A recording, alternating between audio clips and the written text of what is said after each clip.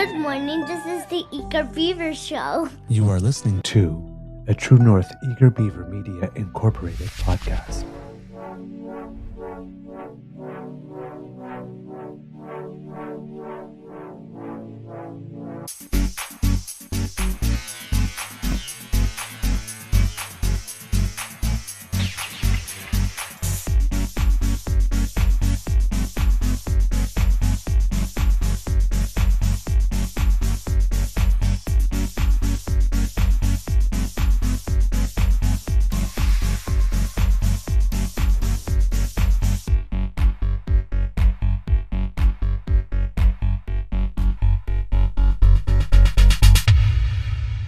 True North Eager Beaver podcasts are proudly brought to you by our founding sponsors, the Miss V Mysteries from Corvid Moon Publishing, your source for science fiction, fantasy, and cozy mysteries featuring a broad diversity of characters. PsychicTarot.ca, book your tarot reading and unlock your spiritual journey. And the Pepper Master, hot pepper sauces made from farm-fresh ingredients to thrill your taste buds and expand your mind.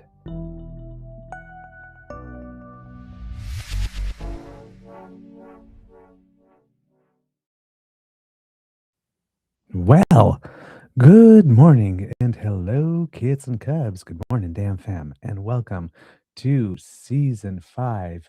And I believe it is episode number 857 of the Daily Beaver Morning Show. Oh, Canada, always 100% Canadian.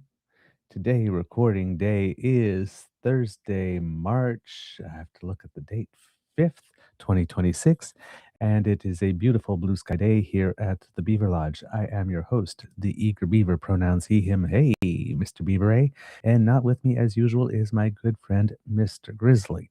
Oh boy. I think I thank the sponsors. I'm a little frazzled this morning. I will tell you, kids and cubs, as you can tell, if you've been in the chat, I've been having a weird tech day. So please forgive me if I'm repeating myself. But a big thank you goes to our podcast founding sponsors, the Pepper Master, the Miss V Mysteries from Corvid Moon Publishing, and PsychicTarot.ca. How is your mental health today, kids and cubs? Mine is good. Although I'm frazzled. I've been having tech issues again this morning with our platform, which is starting to become a bit more than frustrating. This morning, I've been trying to get the episode to appear on our YouTube channel since 6:30 in the morning, and it took me almost over an hour and a half at least to do that. Maybe a little more to get that to finally work. And then there were just other issues happening all around, and not just with the platform. My computer, I had to reboot it, and on my telephone, for some reason, right in the middle of doing something, the screen suddenly switched and was showing me weather from a place called Williamsville that I have never been to and wouldn't even be able to locate. So yeah, weird tech day. I think as Kit Elaine or Kit Linda keeps on saying, the gremlins have fallen into the tequila and are having fun. But yeah, it's been a very weird morning. And once again, I'm going to have to call Restream and ask them what the hell is going on. In addition, once I finally did get into the studio, there's not a massively different layout, but some of the things have been updated. So the button to start the show does not look like the button that I used to start the show yesterday. So as far as I can tell, that's the only thing that has changed materially. But who knows? Maybe when I go to do something, there'll be another surprise today. Kit Linda, there must be something better than Restream out there. I would like to think there is. This is something I don't have much knowledge of. But the real interesting thing is that Restream has worked relatively very, very well for us for the last little bit. but for since we've begun, but over the past 2 weeks in particular, or maybe month in particular, some program shows did not start. Some got cut. The issue with the episode sometimes not seeding on YouTube when you get to that image of the Parliament buildings rather than the image of the show. That's happened a few times in the past. That one's not new. And that one seems to be happening less frequently than it did. We seem to just have totally different ones. Like I said, today I literally programmed this show about 7 different times, and it would just not show up. And I it's when I started doing some production on my own, right, with when Mr. Grizzly wasn't as available, I had this whole list of things that I need to do. Go here, click this, and I would have, that document open and I would be following them. And I know that by heart. Now I'm even troubleshooting my own issues without even having to call Restream. So I have learned the platform, but there just keeps on being new stuff. So, I'm a bit frustrated to start the show. So, but I do thank you for your patience and indulgence. I am really, really, really trying to make an effort to start at 7:30 in the morning. I really am, but the fates are just conspiring against me. While I was away on vacation, that was one thing. We knew it was going to be different times and stuff, and even if I was able to produce a show on a certain day. But I switched the time to 7:30 so I could be more regular because 7 was proving difficult for me, um, just with curling matches ending late and that kind of stuff and waking up on time. Um, but these are things despite my very best intentions and despite being up on time, I was actually up at 5:45 this morning, so it was plenty of time. I should have been able to start at 7:30, and just it it's not cooperating with me. So again, I will keep interacting with the company and keep on trying to ask what's going on and seeing if they can fix things so that this stops happening and that we can actually have our regular rendezvous at our regular time. So again, I am so sorry, but please, please know that I really am trying, and I'm just not having any luck. All right. Uh, Now that we have gotten through this part, um, another reason my mental health is somewhat better today is that yesterday we had a two-person stick curling match. And as you know, if you've been following the show, last year we were really, really good. We got to the semifinals in A division when it came to the year-end playoffs. And this year, with the way they redid the ice and everything, I've not been able to find my game at all. We've been atrocious. Well, yesterday, um, I wasn't excellent, but I actually wasn't so bad, and we actually managed to win a game. So with me on the ice, while I was away, we had a replacement come, and our team won 2 matches and tied the other, which was really nice, and it helped us in the standings. But yes, I returned to the ice, and I actually did not sink us, and I actually scored at least 1 point in the match. Like, yay! So maybe it's coming back. My partner also had a rough season, but he says for the last 3 or 4 weeks he can almost do nothing wrong. And it's true. In one, the maximum can score in two-person stick is 6, and in one hand he scored 4 all to himself. So which really helped us. So yeah, but I'm getting better. I'm getting better.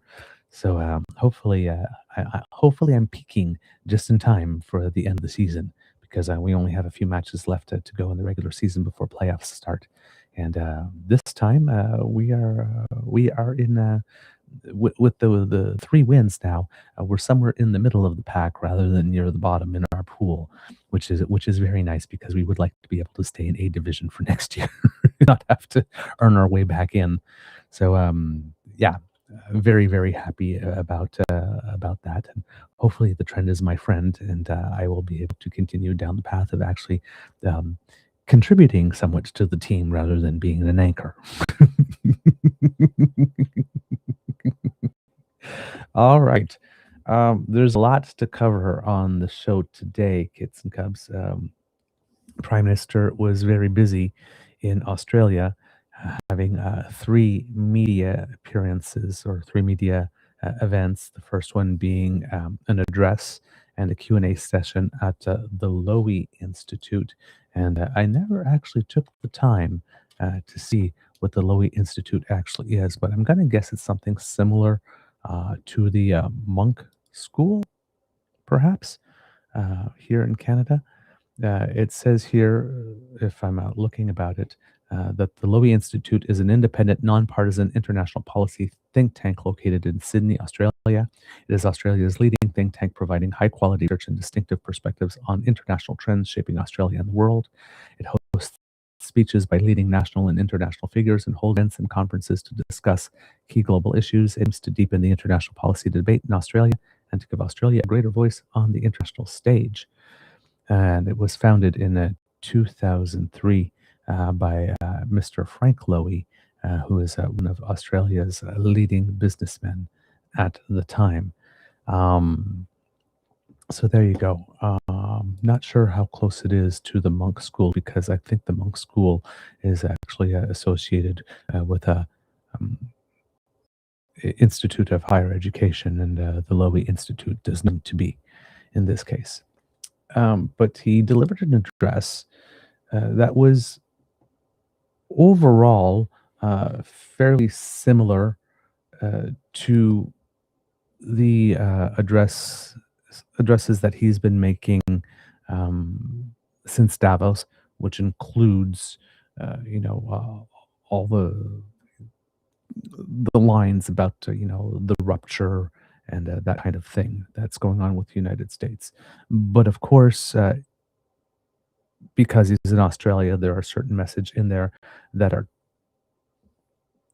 tailored to where he is and the people to whom he's talking to, which is something you would naturally expect in such a case. Around the end, so the first part of his address were things that one could expect him to say based on what he has said before. And then afterwards, later on, more things, like I said, that were more tailored to the group to where he was seeking, and certain uh, instances where he is adding a little bit more meat to the bones of some of the things he had said before. So I want to start with this portion of his address for you today. And in it, he is speaking at this point about the concept of strategic autonomy and sovereignty.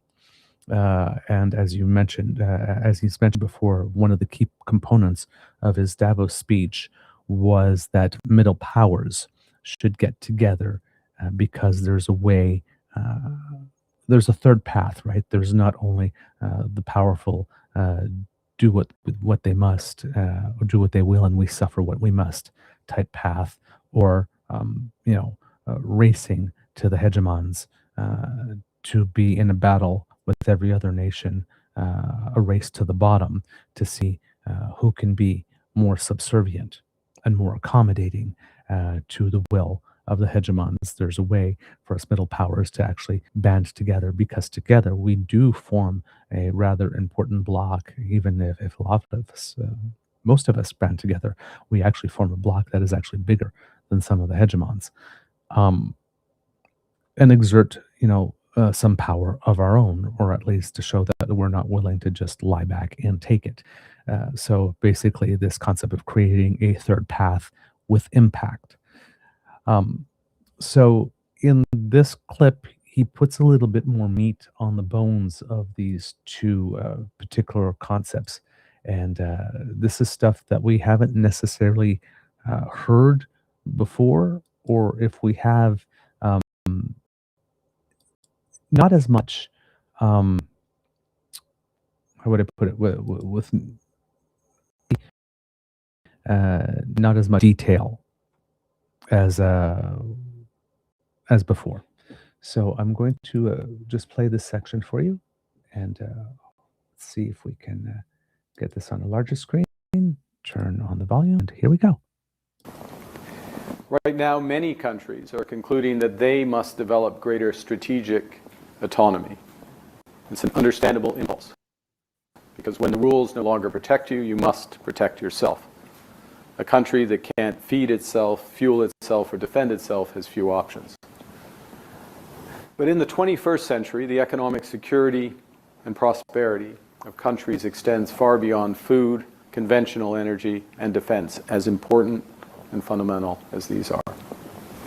Today, sovereignty requires reliable access to space-based communications and semiconductors. It requires unhindered access to AI, digital sovereignty, critical minerals, payment systems, clean energy technologies, and vaccines. And because governments and businesses have long prioritized efficiency over resilience, we've all developed supply chains and trading relationships that create dependence on hegemons, in some cases hyperscalers, for essential determinants of our sovereignty. So our strategic imperative, Canada's strategic imperative, is to build sovereign capabilities and resilience in these critical sectors at home, first and foremost, but with trusted partners like Australia, to ensure that integration is never again the source of our subordination. The second point I want to make is expanding on that last, which is to build true sovereignty. It can't be achieved in isolation. It requires diversification and partnership. Canada is focused on building a dense web of connections, ad hoc coalitions that work issue by issue with partners that share enough common ground on those issues to act together. In contrast, great powers can afford to go it alone. They have the market size, the military capacity, the leverage to dictate terms. Middle powers like Canada do not. But when we only negotiate bilaterally with a hegemon, we negotiate from weakness. We accept what's offered. We compete with each other to be the most accommodating. And this isn't sovereignty, it's the performance of sovereignty. In a world of great power rivalry, countries like ours have a choice: compete with each other for favor or combine to create a third path with impact.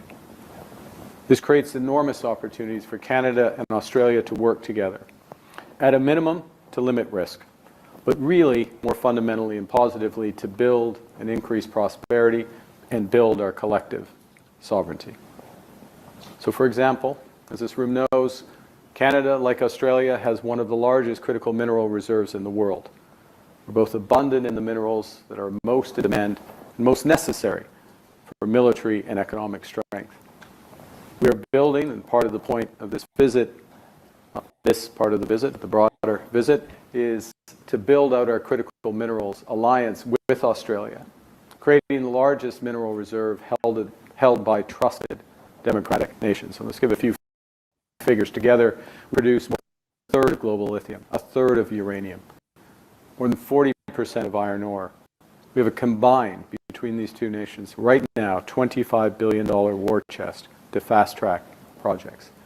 Globally, we're number one and number two as the most attractive mining jurisdictions in the world. I'll give another example, under the control of the Minister of National Defence, Canada's Minister of National Defence. We've just launched our first ever defence industrial strategy. We will invest $500 billion into our defence, our broader defence ecosystem over the course of the next decade. Right now, I'm going to go off script.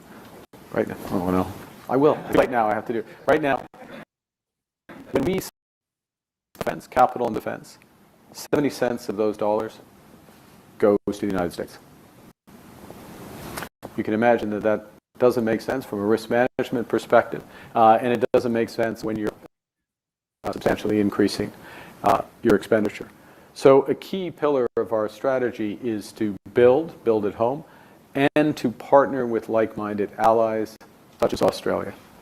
We already have one great example which is the Arctic over-the-horizon radar that we're jointly developing based on Australia's world-leading technology. But many examples can follow. And given the changing nature of warfare, that means from AI to aerospace. The nations that invest in their own capabilities across strategic sectors and partner with like-minded allies will multiply their strength to form coalitions. And they become a more effective bloc to deter aggression, protect supply chains, and realize core economic interests. So that's why we're rapidly diversifying our partnerships. That's why we've signed 20 new economic and security agreements across 4 continents in the last 11 months. It's why we were the first non-EU country to join the Safe Defence Procurement Program in Europe. And it's why we're working with Australia to build a bridge between the Trans-Pacific Partnership, Mr. Malcolm, Croatian, build a bridge between the TPP and the European Union. If we're successful, we'll create a new trading bloc of 1.5 billion people. Now, Australia understands well the value of coalitions. Your regional partnerships, including AUKUS and the Quad, our critical minerals alliance through the G7, which Australia is a part of, multiply Australia's power and overall effectiveness. All right. So in this here, you see additional meat on the bones, talking about where it is that there can be strategic alliances with Australia. Also talking about, for example, if you look in the aspect, the domain of critical minerals, where middle powers can get together to try and create a hub for trade in critical minerals that can act as a counterweight to what China is, because China has definitely got a head start on everyone else on that. But for people who don't want to put all of their stock and trade in China or create a relationship of dependence like that with another hegemon, us being together can create a different group where, again, you get a group of people who do subscribe to some form of rule-based order and doesn't go off and act unilaterally and change the rules on a dime according to what their whim of the day is.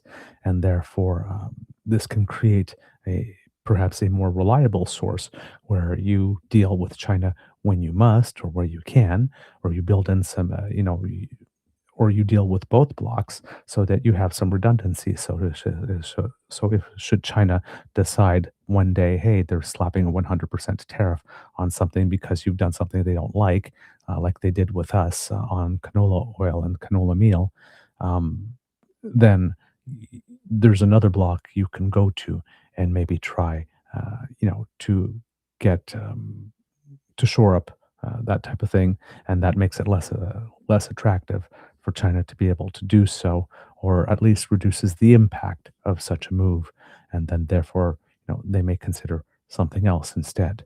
But we do not, given that we've seen how the United States and China has behaved, maybe we do not want a world where all of us middle powers and smaller nations are 100% dependent on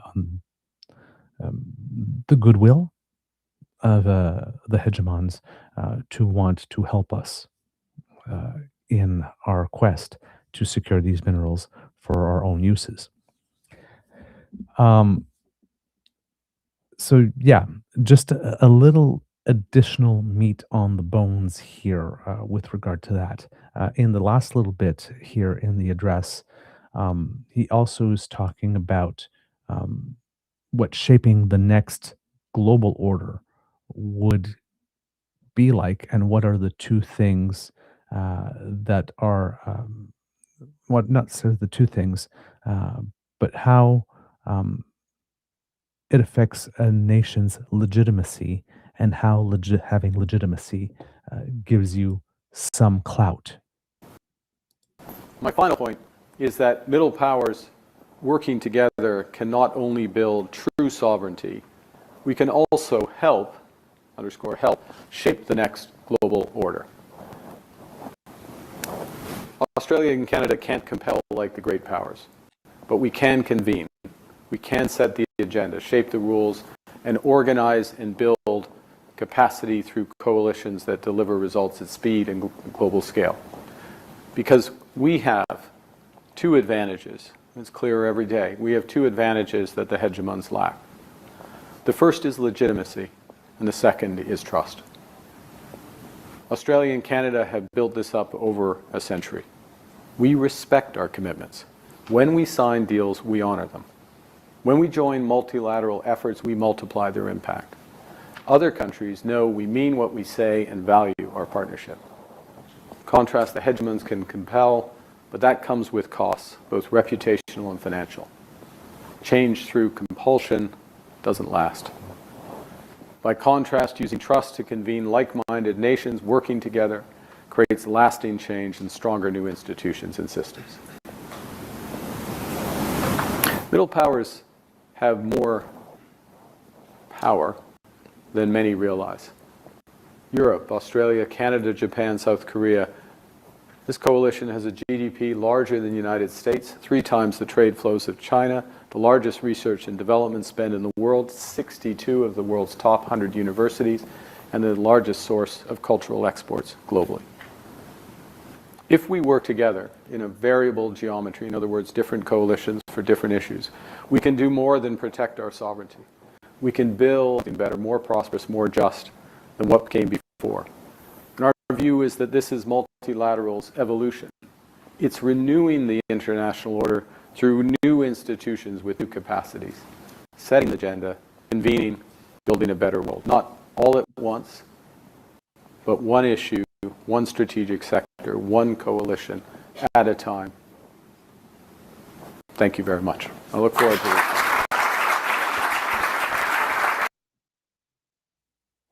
So there you have it, kids and cubs. His view on how it is that middle powers working together are able to play a role on the global stage. I'm noticing another place where the interface has changed. So, kids and cubs, I do hope that I'm going to press the right button here. Yes, I did. Okay. Commands have completely changed. So, wasn't sure when I pressed stop whether or not it was going to stop the other screen or whether or not it was going to stop me because it was not clear which of the things it was going to stop. So yes, here in that section here, he is talking about the fact, indeed, that we are nations that have legitimacy, and that we have the trust of the world, and we have legitimacy because of our track record built over the years, and we have trust also for the same thing because of our track record over the years. Canada is often viewed internationally, for example, as an honest broker and is brought in to help to negotiate with things. Well, we earned that reputation through actions that we have committed over time, and we are trusted because when we give our word, we tend to stick to it. Unlike a certain nation close to us that signs a deal and then unilaterally breaks it, and then demands us to sign another deal, which we have no reason to expect now that they will respect. So, these nations want us to be bound by our word when they are not bound by theirs.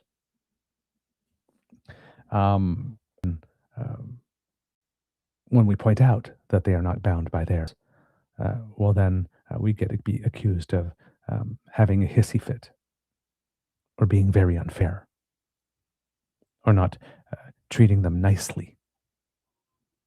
For example, when all we're doing is pointing out what everyone in the damn world can see, that their word is worth nothing, that the value of their signature on a piece of paper, not only as individuals, but as the governments. Right, the point that I made yesterday when Mark Carney speaks, he's not only speaking as Mark Carney, he's not only speaking as the former central banker, he's not only speaking as the leader of the Liberal Party in these instances, he's also speaking as the government of Canada. Right? When Mark Carney puts his signature on a piece of paper as Prime Minister of Canada, that is the word of the government of Canada. That's a commitment he is making on behalf of the government of Canada for the current one and whatever one that might follow, even if it's a different stripe. It's not just him. The value of that signature in the United States, not worth much. The value of that signature in China, starting to become worth more than the one of the United States. If and only if, by virtue of the fact that China, within whatever framework it operates, is still somewhat of a rational actor. You can pretty much predict what China would or would not do, whereas the United States is just completely unpredictable. There is no stability on offer there. There is no predictability. And again, businesses and markets love stability and unpredictability, and we are just not getting it from that source.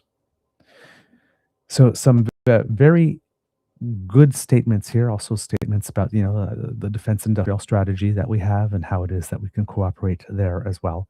So again, strategic autonomy, sovereignty, a third path with impact, how we shape the next global order, issues of legitimacy and trust, and issues again of how did he call it? What's the word? Variable geometry. So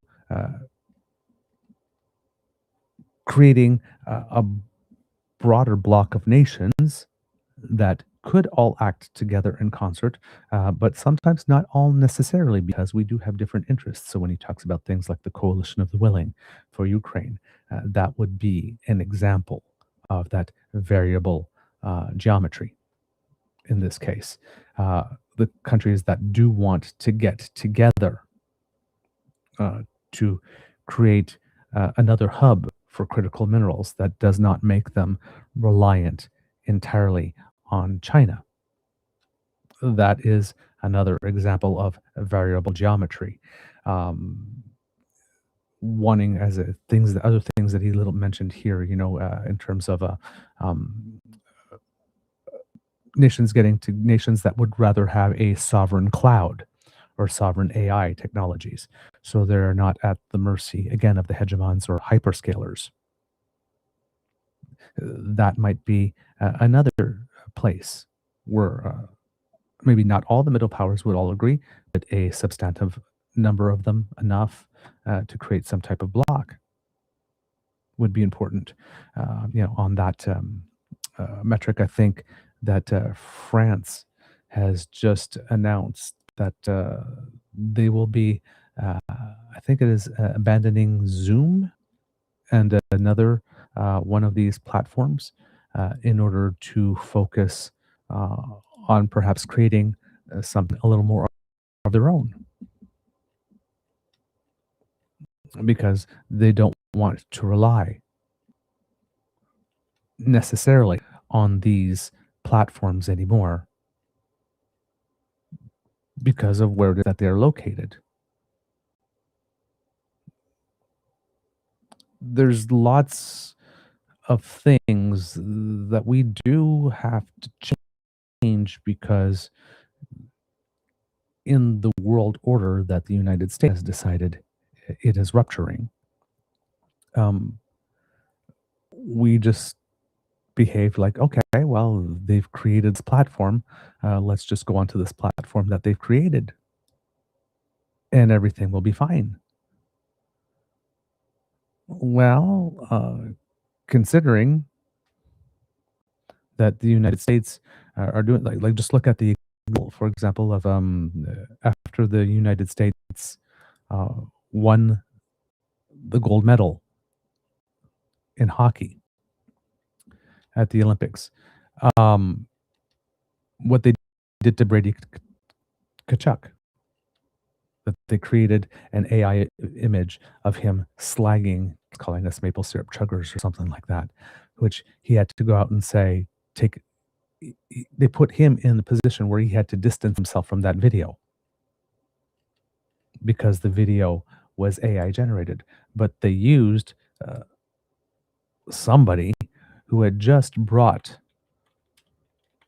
glory to the United States in the form of a gold medal at the Olympics, and used his likeness and used his voice. And this was video that was made by the White House and distributed by the White House to make it look like the captain of the Ottawa Senators slagged Canadians. They did that to one of their own who just brought glory. So maybe in light of that, you want to have a sovereign cloud in that case. And you want to seek more digital autonomy. It's from the Los Angeles Times. In France, civil servants will ditch Zoom and Teams for a homegrown video conferencing system. Soldiers in Austria are using open source office software to write reports as military dropped Microsoft Office. Bureaucrats in a German state have also turned to free software for their administrative work. Around Europe, governments and institutions are seeking to reduce their use of digital services from U.S. big tech companies and turning to domestic or free alternatives. The push for, quote, digital sovereignty is gaining attention as the Trump administration strikes an increasingly belligerent posture towards the continent, highlighted by recent tensions over Greenland that intensified fears that Silicon Valley giants could be compelled to cut off access. Concerns about data privacy and worries that Europe is not doing enough to keep up with the United States and Chinese tech leadership are also fueling the drive. The French government referenced some of these concerns when it announced last week that 2.5 million servants would stop using video conferencing tools from U.S. providers, including Zoom, Microsoft Teams, WebEx, and GoToMeeting by 2027 and switch to Visio, a homegrown service. The objective is, quote, to put an end to the use of non-European solutions to guarantee the security and confidentiality of electronic communications by relying on a powerful and sovereign tool, the announcement said. We cannot risk having our scientific exchanges, our sensitive data, and our strategic innovations exposed to non-European actors, David Amiel, the civil service minister, said in a press, or probably David Amiel in this case, since it's from France. Microsoft said it continues, quote, to partner closely with government in France and respect the importance of security, privacy, and digital trust for public institutions. Yes, but in a United States where media companies are announcing the end of shows for late night comedy artists because they said something that offended the sensibilities of the Orange Menace, or that they are, and that this is put in the context of, well, hey, we want to engage in a merger or acquisition, but it needs the approval of a government authority, and we are not going to get that approval for the merger or acquisition if we keep this person on our air.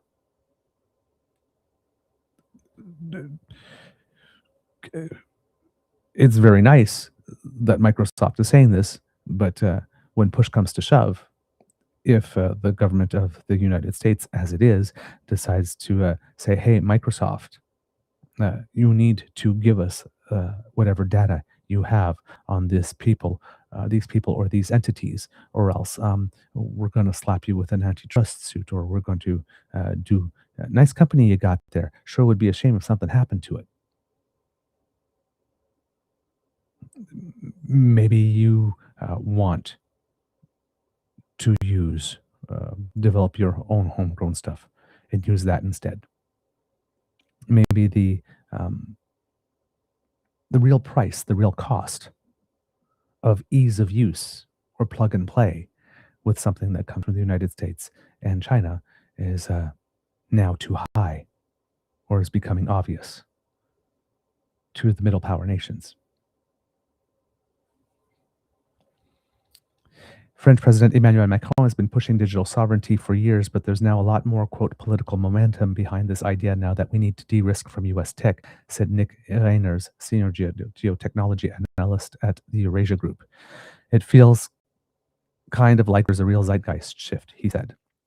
It was a hot topic at the World Economic Forum's annual meeting of global political and business elites last month in Switzerland. The European Commission's official for tech sovereignty, Henna Virkkunen, told an audience that Europe's reliance on others, quote, can be weaponized against us. Quote, that's why it's so important that we are not dependent on one country or one company when it comes to very critical fields of our economy or society, she said, without naming countries or companies.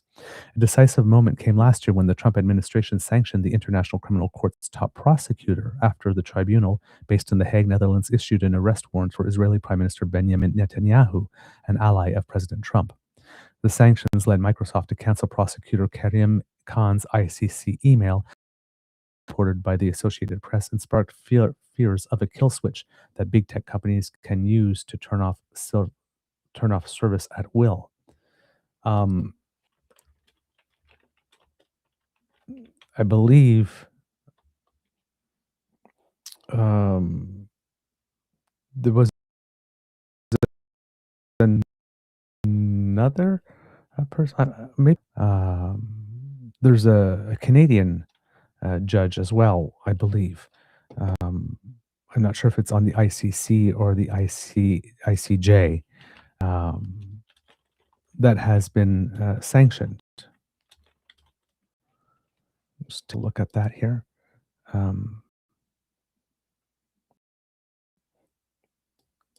Yes, on February 10th. No, she was sanctioned on February 10th here, but Kimberly Prost. She needs to phone hotels in advance to explain that she can't pay for a room with a credit card because she's been sanctioned by the Trump administration. Ebooks suddenly vanish from the wind-borne jurist's devices, and she tries to dissuade friends from running afoul of U.S. laws by buying things on her behalf. She said it's all part of an absurd campaign of daily annoyances imposed by Washington since she was sanctioned. But Prost to Canadian press, she is determined not to stop fighting for international law, and the support she hears from individual Canadians has helped her to carry on.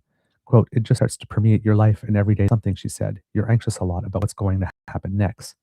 U.S. President Donald Trump targeted the ICC with sanctions last February, claiming cases before the court involving Americans and Israelis have sought to undermine U.S. national security, an argument the court firmly rejects. On August 20th, the U.S. sanctioned Prost over her work on a case involving American troops in Afghanistan. Prost says she got a call from ICC staff warning her of the sanctions that morning before she left for work. It didn't come as a complete surprise. In June, the U.S. issued its first round of sanctions on ICC judges, including two with whom Prost worked on a case that offended Washington. Quote, it doesn't matter how much repair, it's still quite a shock, she said. To suddenly find yourself on a list with those implicated in terrorism and organized crime, it's a very hard thing to accept psychologically. Immediately after the sanctions were imposed, Prost's American Express credit card stopped working. She said she received an email a few hours later from Amazon Canada notifying her it had closed her account. Her Alexa virtual assistant device went silent. Since almost all major credit cards run through American payment networks such as Visa and MasterCard, Prost was forced to sort out recurring payments and subscriptions through other means. Prost banks in Canada, the UK, and the Netherlands maintained all of her accounts, but she still comes across unpredictable situations almost daily. Quote, I have an e-reader. It's not even an American product, but for some reason I assumed tied to the payment, I'd purchase books, I'd start to read them, and then they'd disappear, she said. Some services just carry on and other things just suddenly stop. Prost can secure hotel reservations with a credit card or use public transport payment terminals that don't accept cash. She keeps on her person a letter from the ICC explaining her situation. Quote, I literally have to talk to the hotels to try to get them to use my debit card and say, I'll pay at the property, she said. You just sort of end up using cash a lot and trying to appeal to people a fair bit. When she goes to the theater, she buys her ticket in person at the box office. She said she refuses to let friends risk legal penalties by buying a ticket on her behalf.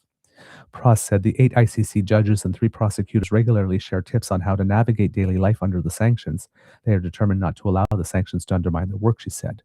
Quote, we continue to assess our cases on the law and the facts and the evidence and objectively decide, and we will not be influenced or intimidated by these sanctions at all. It is an attack on the independence of the judiciary and attack on the rule of law. They clearly want us to decide cases not on the basis of facts and law, but on the basis of what they think is an acceptable decision. While American sanctions are not binding outside the US, many non-American companies comply with them in order to avoid legal repercussions in the US.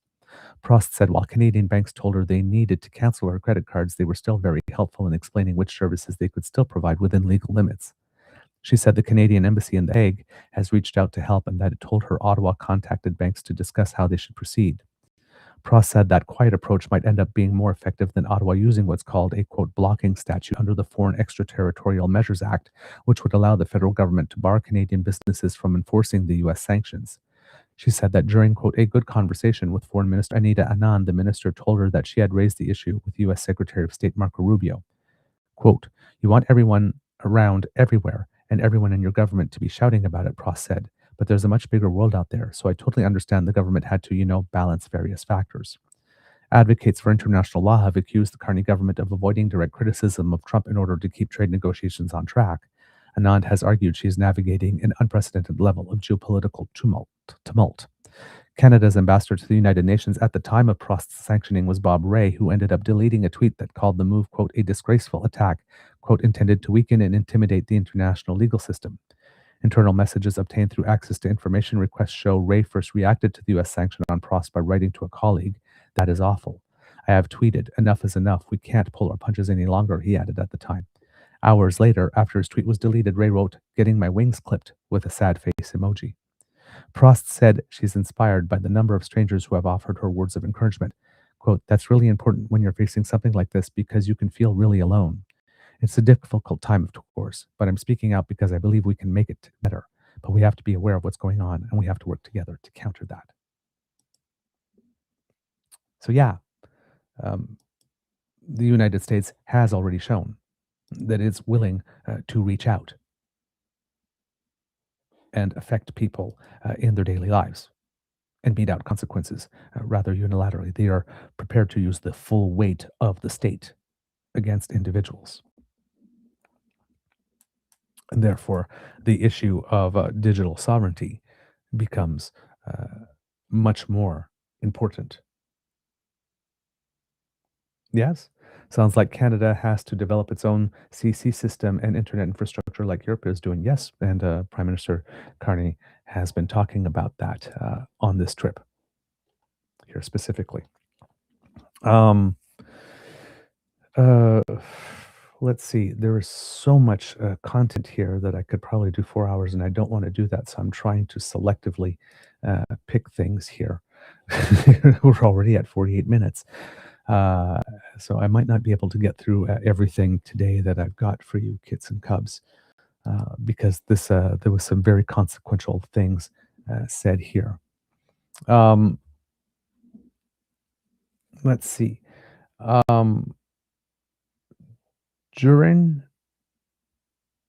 the question and answer period at the Lowy Institute, he was asked specifically again about middle powers working together, and I'm going to bring this question and answer to you since we're particularly on the theme at the moment. So here it is. I'll make sure that I bring the thing back up, go to double. And here we go. All right, well, tell me about that. You had this great line at Davos, the middle powers must act together because if we're not at the table, we're on the menu.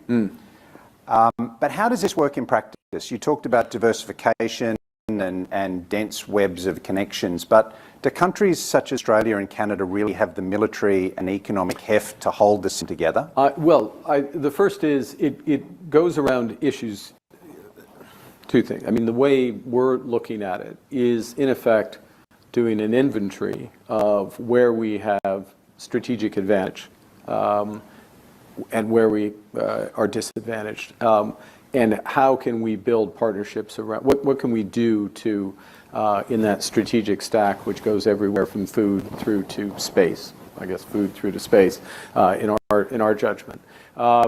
where can we build partnerships that are going to help or around issues? Now, the variable geometry point, I'll just make it, again, an adjacent point, but this one might be slightly more closer to what I'm about to say, which is that this also holds for global issues such as Coalition of the Willing, Australia and Canada both a member of that, which provides military humanitarian aid effectively to Ukraine, but very importantly will provide the strategic backstop, security backstop for once there is any peace, when there is peace, I should say. And that's quite powerful. And that is a ad hoc grouping that's formed. And that grouping, by revealed preference, partly European by geography, but also revealed preference of those countries who most value sovereignty and territorial integrity and democracy, basically. And you have countries from Iceland who, with all respect, Iceland is not making, they don't have a military, so their military contribution is modest, to say the least. But anyways, I'm getting slightly off topic, but the point is there's issue-based coalitions. Coalition of the Willing is an example. Then there are almost coalitions or partnerships of necessity for countries that are trying to increase their strategic autonomy. Looking at where, as I say, where we have strategic advantage, where we have shortcomings. What's an example? The easiest example is in critical minerals. We're both very strong in that. What we need to do, not just develop the minerals, but develop them with whom? Who are the buyers? Who are buyers that add to our diversification and resilience as a consequence of that? Because we don't want to be in a position where we have one buyer, and certainly don't want to be in a position where we have one buyer who is building a track record of holding people up. So that's one area.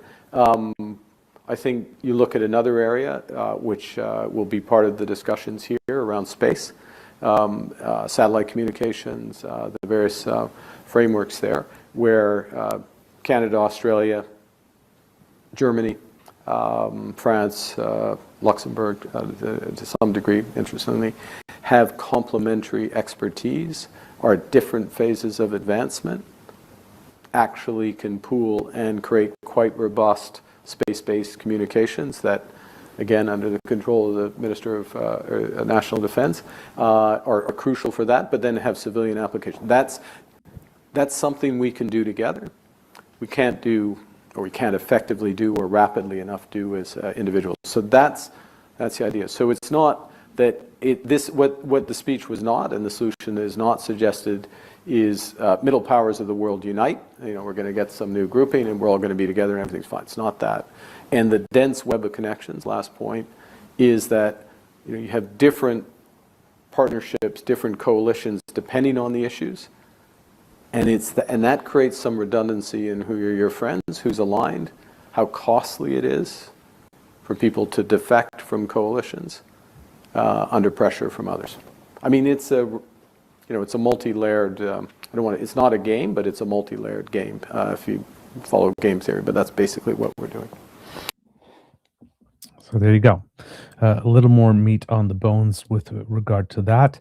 Again, I like these question and answer sessions, and when he gets an opportunity to deliver a speech on a specific aspect of what it is that he said in Davos, or a certain aspect of what he said when he laid out his plan for Canada and how it is that we are going to manage this pivot,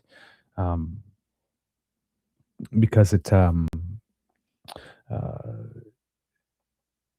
gives you more of a sense, again, of how much strategy and how much thought is actually put behind it, that he actually has come prepared and done the homework.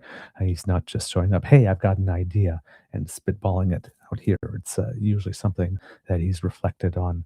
And again, we have to remember that this guy is a risk manager by trade, and this is what he's doing here. He's managing risk by, for example, as he mentions, creating all these layers that makes it such then if you want to leave a coalition, you really have to calculate what are the real costs to you to doing that, because it's usually not going to be just about one thing. It's going to impact you in other areas. All right.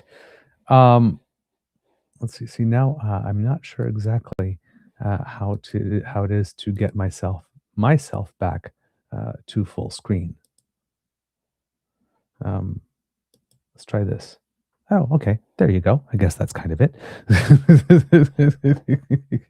I hate it when they update all the commands and the buttons.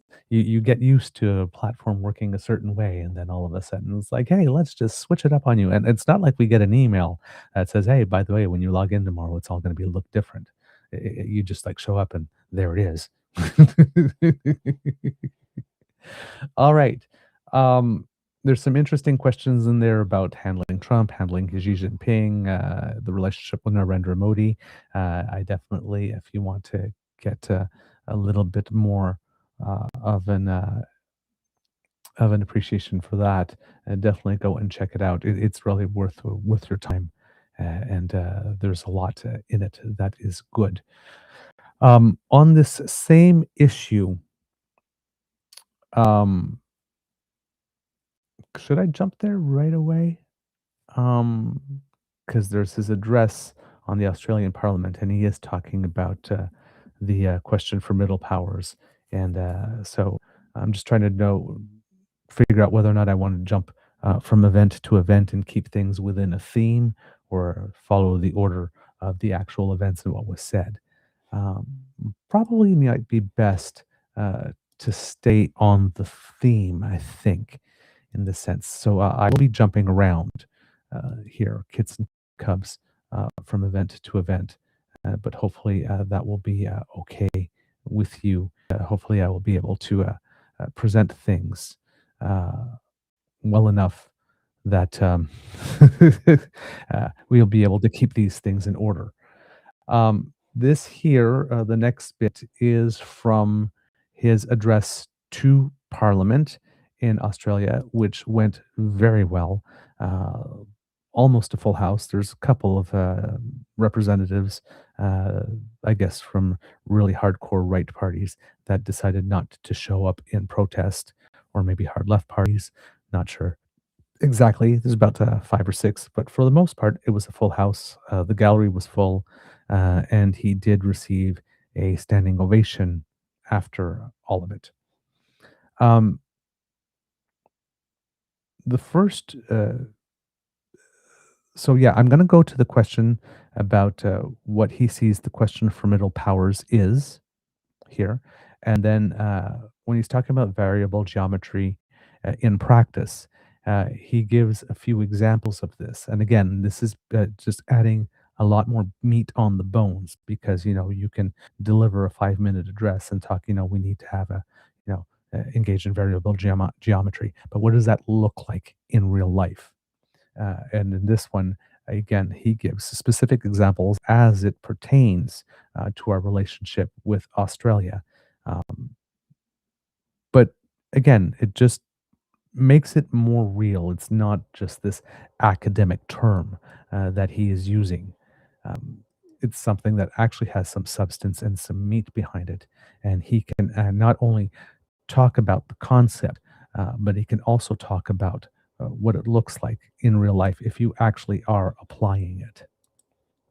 So in this first section about middle powers itself, oh God, come on, screen. What are you doing here?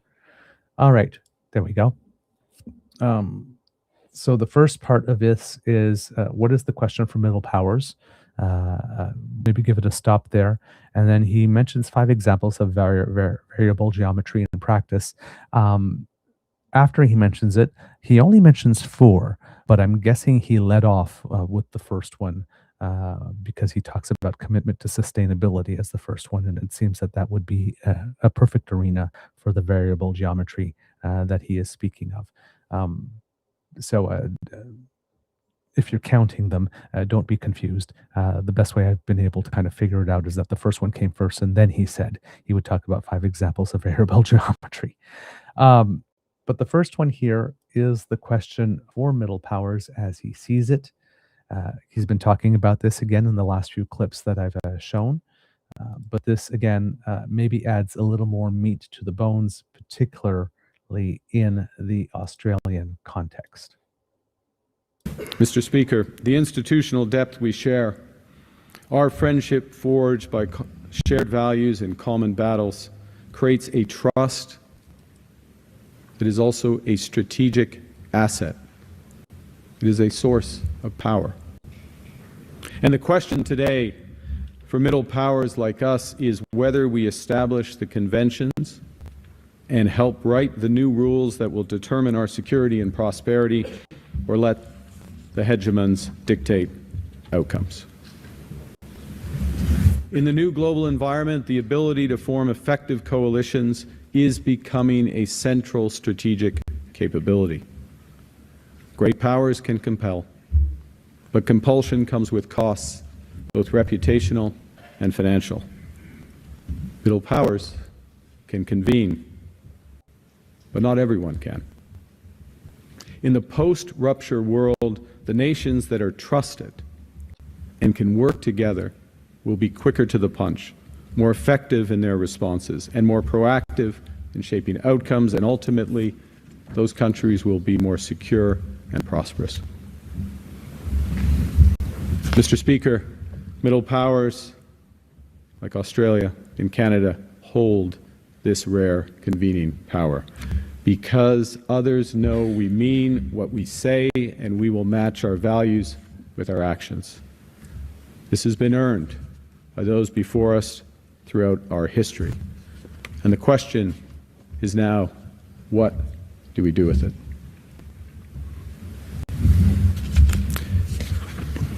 Canada is choosing to create a dense web of connections to build our resilience. We've adopted a new framework for engaging the world, variable geometry, creating different coalitions for different issues based on common values and interests for those issues. This is not a retreat from multilateralism, it is its evolution. And to be clear, Canada's support for the United Nations, the Bretton Woods institutions, the multilateral system is, like Australia's, unwavering. But while we are committed to reforms of these institutions in order to better reflect today's world, we need coalitions now to address immediate challenges. And as those coalitions work, they will help demonstrate the power of multilateralism and reinvigorate it. The fact is, right now, many countries are concluding that they must develop greater strategic autonomy.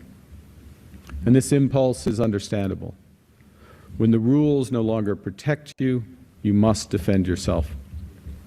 A country that can't feed itself, fuel itself, or defend itself has few options. But in the 21st century, the requirements for economic security and prosperity of our countries extend far beyond food, conventional energy, and defense, as important as these are. Today, sovereignty requires reliable access to space-based communications and storage, vaccines, semiconductors, payment systems, and capital. Because governments and businesses went for decades prioritizing efficiency over resilience. We've developed supply chains and trading relationships that create dependencies on the great powers, sometimes even individual corporations. All of these affecting essential elements of our sovereignty. And as that integration is weaponized, this creates fundamental vulnerabilities. In response, Canada's strategic imperative is to build sovereign capabilities in these critical sectors, at home and in coalition with trusted, reliable partners like Australia, to ensure that integration is never again the source of our subordination. So there you go, kids and cubs. As you mentioned, he said payment systems specifically in that list of areas where he is looking to acquire more sovereignty and updating the concept of sovereignty for what we normally traditionally think about it, like just defense and things like that, to things like, for example, the cloud and payment systems and space-based communications. I mean, without internet, without satellite, without that type of stuff, how do we communicate in this current world? Canada, I also heard somewhere else when I was listening to news reports, is looking at other nations to help them develop launch capacity in order to put satellites into orbit or low orbit, because we do not have a launching pad here. We always rely on another nation. We build the satellite, we build whatever, and then we give it to another nation like the United States or something, and then we ask them to send it up for us. We may not be able to rely on that anymore. And that might be something that we have to build here in Canada. So these are all aspects of sovereignty for life in the current century that we maybe did not need so much in the previous one, but that are critical elements to being the sovereign nation that can indeed handle its own affairs on the world stage. Again, a lot more meat on the bones. Now, in the next section, the Prime Minister is going to be talking about those 5 various areas where these coalitions, right, where we want more strategic autonomy, yes, but not at the expense of isolating ourselves. We do want to have relationships with trusted partners. We do want to be able to form coalitions. Again, maybe not the same group of people on every issue, but the group of people that agree on the concept of needing to be able to have a group of partners that are relatively dependable and much more dependable and less likely to act unilaterally than the hegemons are. The larger our pool of prospective partners to choose from on an issue of variable geometry, depending on the issue case by case. And the more we do that, and the more certain partners find themselves in more of our groups, it becomes much more clear to us who our actual friends are. Again, I hate to say friends and enemies in this case, because of course the line is that the countries don't have friends. They have interests, but let's say nations that share our interests and our values simultaneously, or our issues and our ethics simultaneously, with those who don't. For example, we don't have yes, there was a launch something from Newfoundland last year, but I believe, Elaine here says here, we don't have a launch pad, but we launched from Newfoundland last year. Confused. We did launch something, but I believe I don't believe it was something that could get us as high up as we needed to.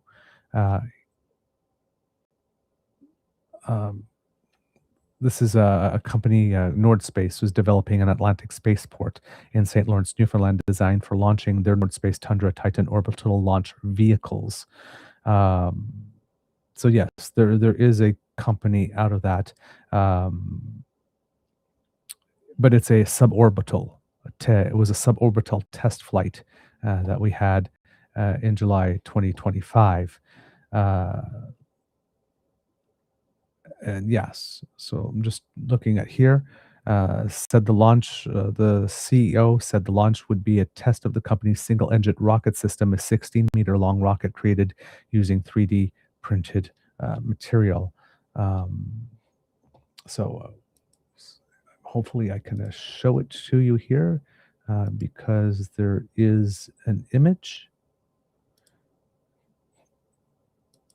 Okay, nope, can't share that right now. Let's see if I do this, and let's see if I do it this way instead. So yeah, this is what the test launch, the equipment. So again, not necessarily something big enough yet for us to be, to have the sovereignty in that domain. But yes, we are working on it. This one, of course, is a private interest. So Mark Carney might be speaking in this instance of something that might be, how would you put it,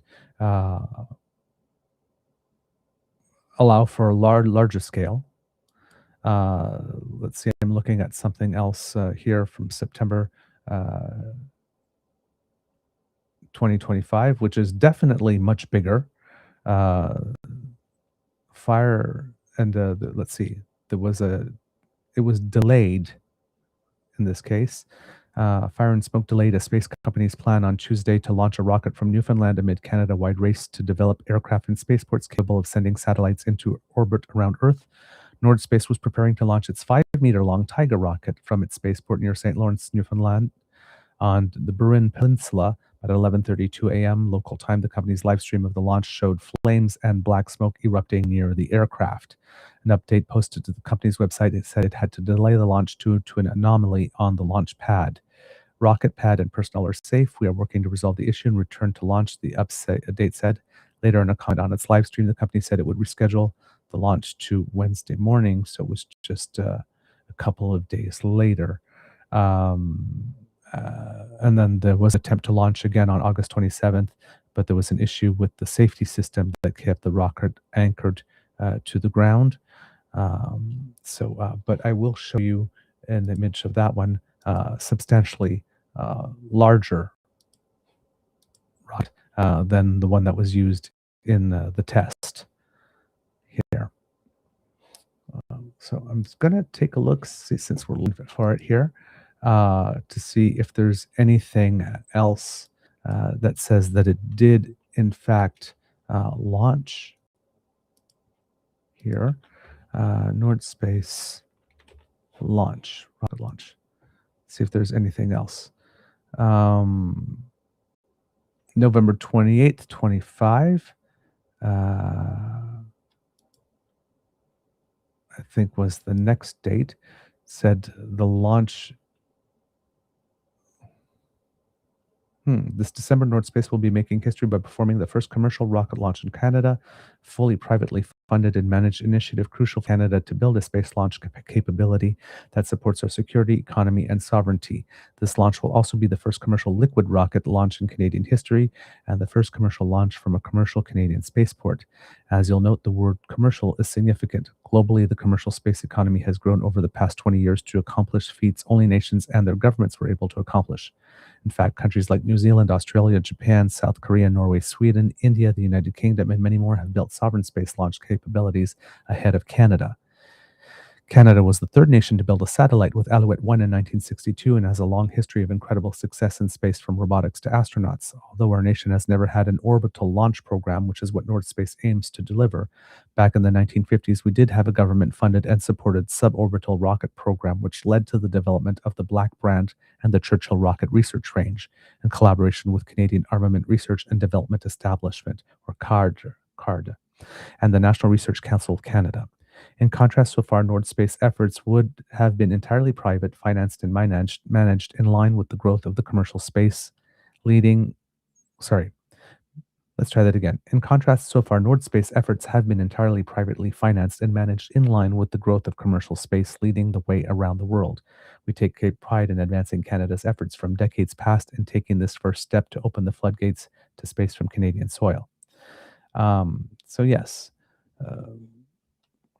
Hopefully, it was supposed to take place, I believe, in December. I'm looking to see if that exactly was done. I don't see any articles about a December launch here. Let's see if I can find something else here. There is a press release on December 2nd. No, that was a launch of another company called Nordic Space Ventures. So I'm not sure if the launch actually did take place or not, because there was a launch window, and maybe it has maybe they lost it. It was delayed. The last news I have is that it was delayed to about mid-December, but not sure if it actually took place. So I look for more for that after the show to see if there's anything else. But so far, I can't see anything that says it is launched. But so far, said we do not have that capability yet. We're working on it, but we do not yet have the capability. But thank you for pointing that out, Kit Elaine, because I had completely forgotten about Nord Space and those efforts. All right. So getting back to the Prime Minister's address to Parliament, the Australian Parliament, what we have here is, as I mentioned, the portion about 5 examples of variable geometry in practice. And again, commitment to sustainability actually precedes him actually announcing that he's going to make 5. But I'm just assuming here that that was the first of the 5. And let me, in the spirit of the leader of the opposition, move from the theoretical to the practical. I'll give 5 examples of this variable geometry in practice. The first, Prime Minister, is in critical minerals. Canada and Australia are the world's 2 most reliable and like-minded mining giants. We are both committed to sustainability. We have each developed the most advanced extractive ecosystems, all the range from prospecting to engineering, logistics, and capital markets. We're blessed with abundance of foundational metals that power the batteries, the EVs, the smartphones, the AI systems of this century. Together, we produce 1/3 of global lithium, 1/3 of global uranium, 40% of iron ore. In fairness, that's largely you. But we'll take credit for it. And we have a combined war chest right now of $25 billion to fast-track global projects. Globally, we're 1 and 2 in the most attractive. We're 1 and 2 as the most attractive mining investment jurisdictions in the world. We are the world's critical mineral superpowers. Now, in the old world, and even to a degree today, the temptation would be to see each other as competitors. In the new world, we should, as Prime Minister Albanese has suggested, be strategic collaborators to boost investments, accelerate technological cooperation, enhance supply chain resilience, expand our domestic processing abilities, and to reinforce each of our strategic autonomy. Which is why earlier today we've signed a series of new agreements on critical minerals, including with respect to the G7 Critical Minerals Alliance, an alliance Prime Minister Albanese helped to launch in Kananaskis in June. This is the largest group of trusted democracies with critical minerals reserves in the world. The second area is in defense. Both our countries are building up our capabilities so the next generation of drones, surveillance aircraft, cyber, and artificial intelligence are created in Adelaide and Alberta. Canada has just announced our first ever defense industrial strategy. It will catalyze $500 billion of investment in our security and resilience over the course of the next decade. This creates enormous opportunities for cooperation between our countries. As the Prime Minister rightly referenced, we are already cooperating with Australia on your world-leading over-the-horizon radar, and we're actively exploring new opportunities to protect our vast territories together. Australia and Canada are core members of the Coalition of the Willing, which provides vital military and humanitarian aid to Ukraine in response to Russia's illegal, horrific war. Mr. Speaker, the outcome of this war is not in doubt, although its duration is still uncertain. And when peace comes, and it will come, the coalition, including Canada and Australia, will provide robust security guarantees to support a just and lasting peace in Ukraine and Europe. As we have seen in this war in Ukraine, satellite communications are now a fundamental requirement for security.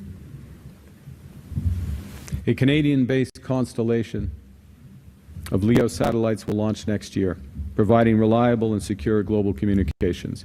We're working with other like-minded partners who possess similar capabilities to build out a deep, resilient, sovereign system that we can all share and we can each control in our territories. Mr. Speaker, artificial intelligence is my third example. As AI begins to transform our economies and our lives, strategic autonomy will require sovereign intelligence infrastructure, including secure clouds, data, LLM models, enterprise applications. Canada can contribute here as well, in partnership. We're the #1 global destination for master's and doctoral students. We produce some of the world's most renowned AI developers and are home to the leading AI institutes and many of the startups. But we know that is not sufficient. We know we must work with others who share our values to build sovereign AI capabilities so we are not caught between the hyperscalers and the headlands. We're partnering with like-minded nations in Europe, and we look forward to today's agreements to work more closely in partnership with Australia, and as well, building on the announcement at the APEC summit in our trilateral AI initiative with India. Fourth, on trade. Our two nations are championing efforts to build a bridge between the Trans-Pacific Partnership and the European Union. Canada is already a member of both trading blocs. I hope soon you will be as well. Both of us know that the value of this is a global public good. Yes, it's market access, but it's a global public good because this is a bloc of 1.5 billion people grounded in common standards, shared values, and is capable of anchoring a new rules-based trading system even as the old one falters. To be clear, this is an ad hoc coalition, variable geometry, of middle powers that has a larger GDP than the United States, 3 times the trade flow of China, the largest combined financial balance sheets in the world, over 60 of the world's top universities, and the largest source of cultural exports globally. It might not surprise you, given my background, that my final example is capital. Over the past 2 decades, access to capital has become increasingly weaponized. And in the coming period of global volatility, our financial systems will likely be tested once again. Canada and Australia retain the advantages of sound banking systems, the most sophisticated and reliable financial infrastructure. We have the ability that others might think they have but don't. We have the ability to sustain openness to cross-border capital flows. Our pension funds and your supers constitute one of the largest pools, soon to be the largest pools of capital in the world, at present nearly $7 trillion under management.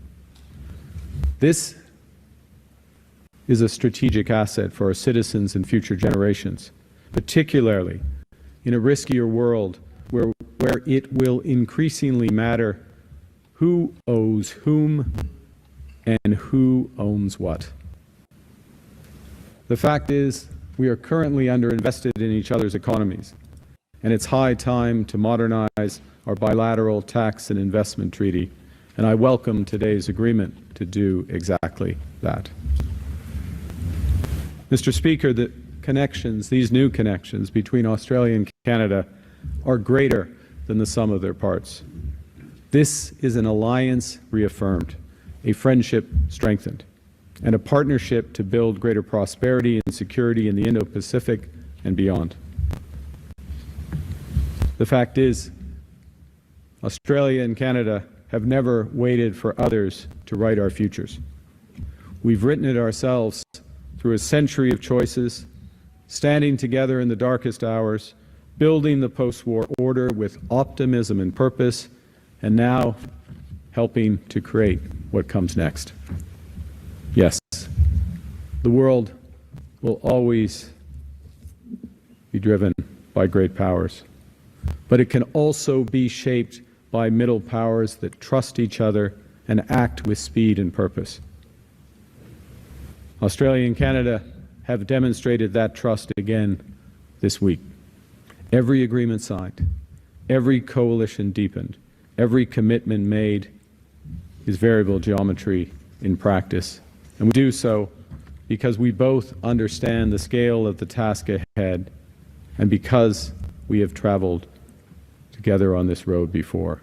Canada could not have a better partner than Australia.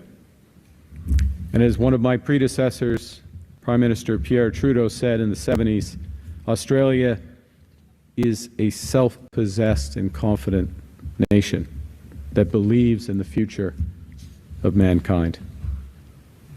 Two nations under different skies with the same orientation, a friendship built over a century that is ready to build the century that awaits. Thank you very much for this honor.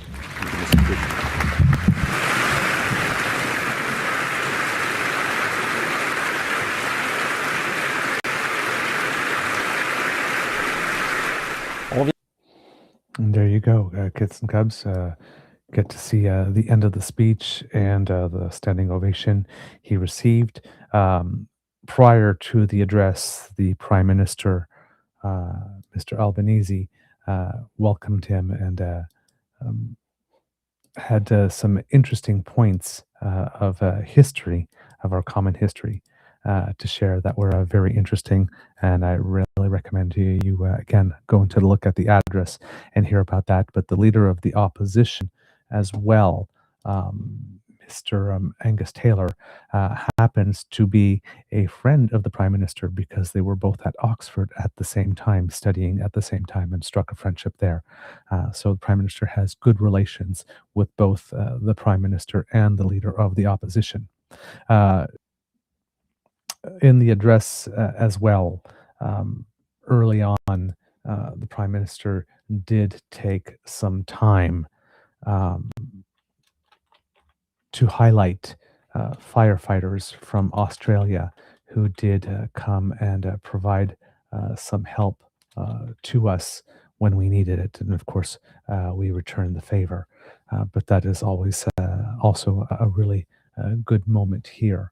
And I have that moment for you that I will actually pop up here on the screen. Thanks to the Twitter account of Mr. Scott Robertson that I would really recommend also as a follow. There's usually some good content and good clips about things going on in there. And now I've got the spinning wheel of eternal expectation. And here we go. We tried to load that up again. And Mr. Speaker, President, honorable members and senators, distinguished guests, ladies and gentlemen, thank you for this warm welcome to myself, my wife, my colleagues to Australia. Let me also thank the Australian firefighters who are here in this chamber today. They came to my home province of Alberta when we faced record wildfires last summer, as is all too common. But what is also common is that action, that heroism is just as Australian firefighters have done for Canadians over the years. And this is just one of the many testaments to the profound and practical friendship between our two nations. And there you have it. There's never a bad time to express some gratitude, and glad that the Prime Minister did recognize that.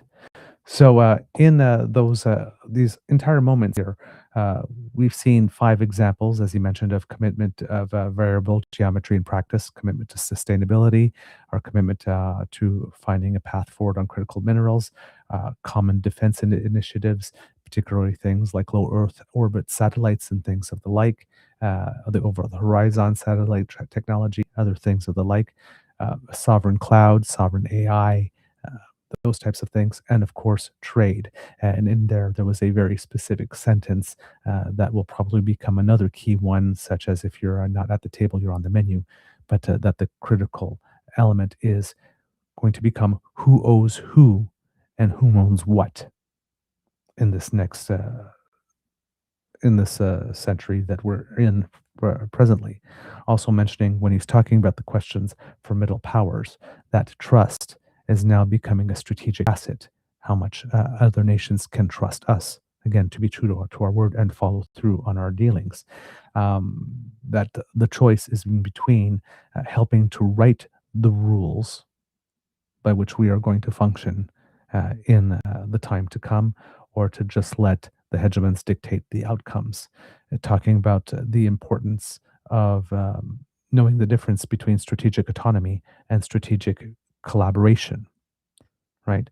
And of course, realizing that maybe in our push for greater efficiency, we sacrificed some resilience, and it might be time to get some back. On the issue of strategic collaboration, Kit Elaine sent me something in our inbox. I'm going to guess that was written by someone who goes by G-Man. It was a post, unfortunately, that we do not have the link of, but the text was copied here by Kit Elaine.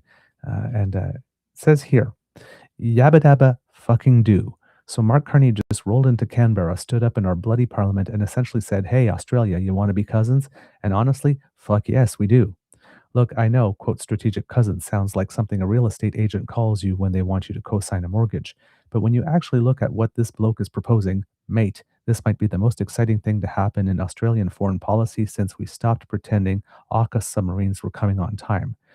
That's the Australia, UK, and US group that a lot of conservatives were crying that we weren't included in for some reason, but we weren't included because we were not looking at acquiring the same type of submarines that they were.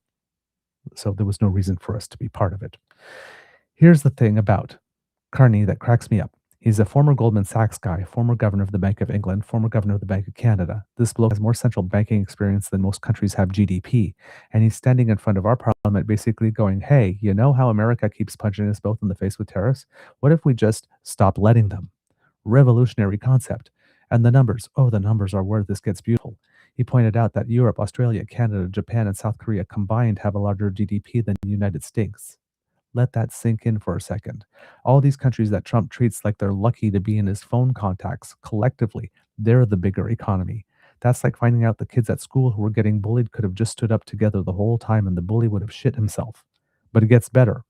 He's talking about linking the Trans-Pacific Partnership with the European Union, a trading bloc of 1.5 billion people. 1.5 billion. That's not a trade deal. That's a civilization. That's basically going, hey, America, you want to play tariff games? Cool. We'll just build an economy so big you can see it from space. And the critical minerals play, this is where my inner financial planner starts doing backflips. Canada and Australia together produce 34% of the world's lithium, 32% of global uranium, 41% of iron ore. Between us, we've got a $25 billion war chest to fast-track projects. The Prime Minister mentioned both of our pension funds that are actually very, very well managed. And if we pull that money together and use that to be able to make specific investments, there's a war chest there that we have that we can use if we invest that money wisely. He literally called it the largest mineral reserve held by trusted democratic nations. You know what that means? It means the two countries that have been given away the resources for fucking pocket change for decades are finally talking about using that leverage. And if you've been following my rants about how Norway turned their resources into a $1.7 trillion sovereign wealth fund while Australia turns ours into Gina Reinhardt's third super yacht, you understand why this makes me want to weep with joy.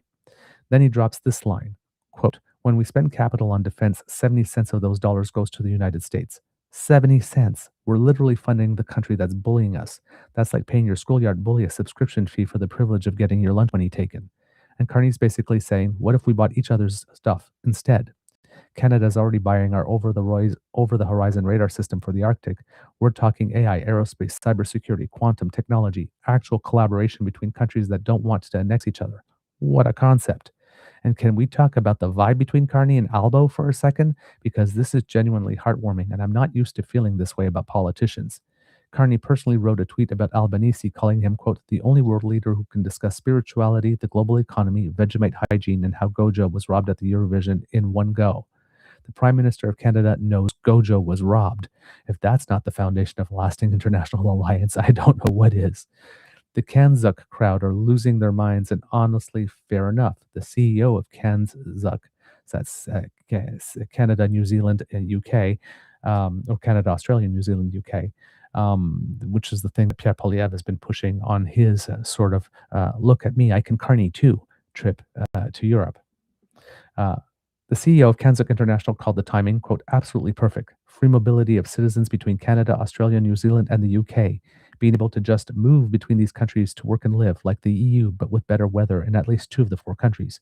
Sign me up yesterday. But here's what really gets me about this whole thing. Here's the bit that makes me want to stand on a table and scream. Carney said, quote, if we're not at the table, we're on the menu. That's it. That's the whole thing right there.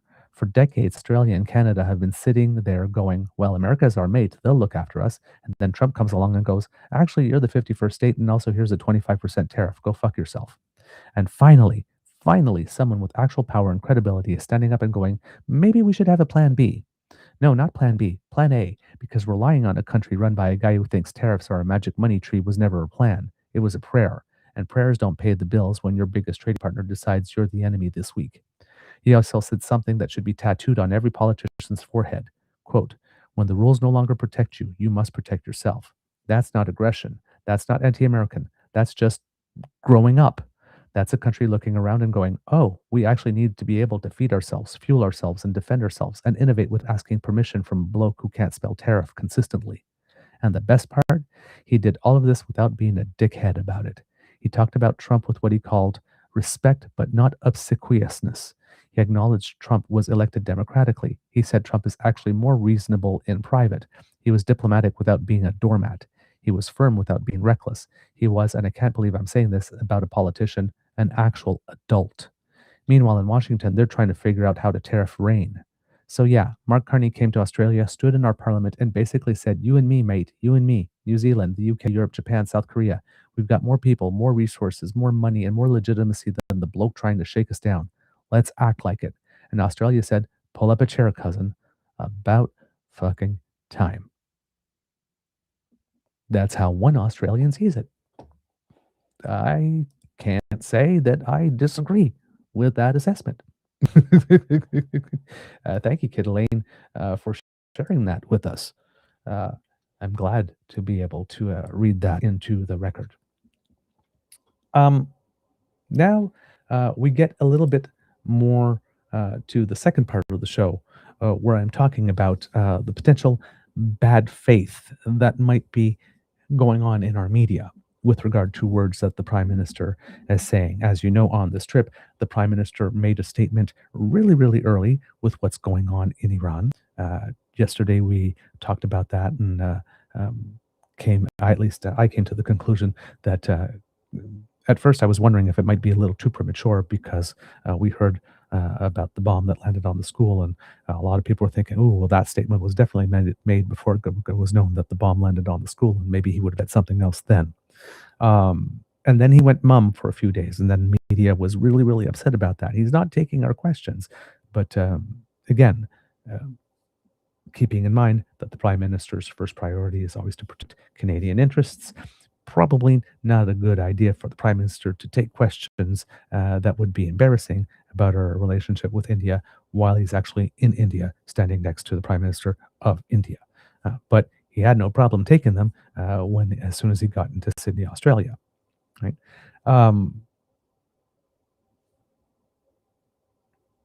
And then he added more to what he had to say in about Iran. And then some people, again, were taking that and again, not listening to the words that he said, not putting the words in the context of everything else that he said, but again, taking, well, you said we needed to stand up to a bully. There's a bully. You're not standing up to him in the way that I think you should be standing up to him. Therefore, you're a hypocrite. Not doing the analysis of how their way of standing up to the bully might contradict his duty or conflict with his duty to first protect Canadians' interests. Right? And also, again, perhaps some bad faith, or that's at worst, or at best, again, projecting. Well, if I said that, this is what it would mean to me. He's not doing what I said it would mean to me. Therefore, he is not doing it, is the conclusion, or he's not doing it right, or he's doing it in a hypocritical way. This is I'm not going to say it's unfair. I mean, if one person sees the world that way and sees somebody not living up to expectations that they had, well, then, yeah, you will express disappointment. But again, my friend of mine who's a Buddhist monk says that all disappointment comes from unmet expectations, and maybe we should just not have project our own expectations onto someone. Just as the Prime Minister says, we should take the world as it is. Maybe we should just accept the Prime Minister's words as they are, and not seek to add or omit words of our own or project our own feelings onto his words. Just take the words, and the basic English dictionary definition of what those words are, and say, what do those words mean? And start from there. Right? There's not a lot of that going on at the moment. So there's been a push to try in certain media outlets, punditry, whatnot, clearly members of opposition parties, to keep on trying to frame this trip from the Prime Minister as one where he contradicts himself, where he is working against things that he said in the past, rather than looking at the totality of his words.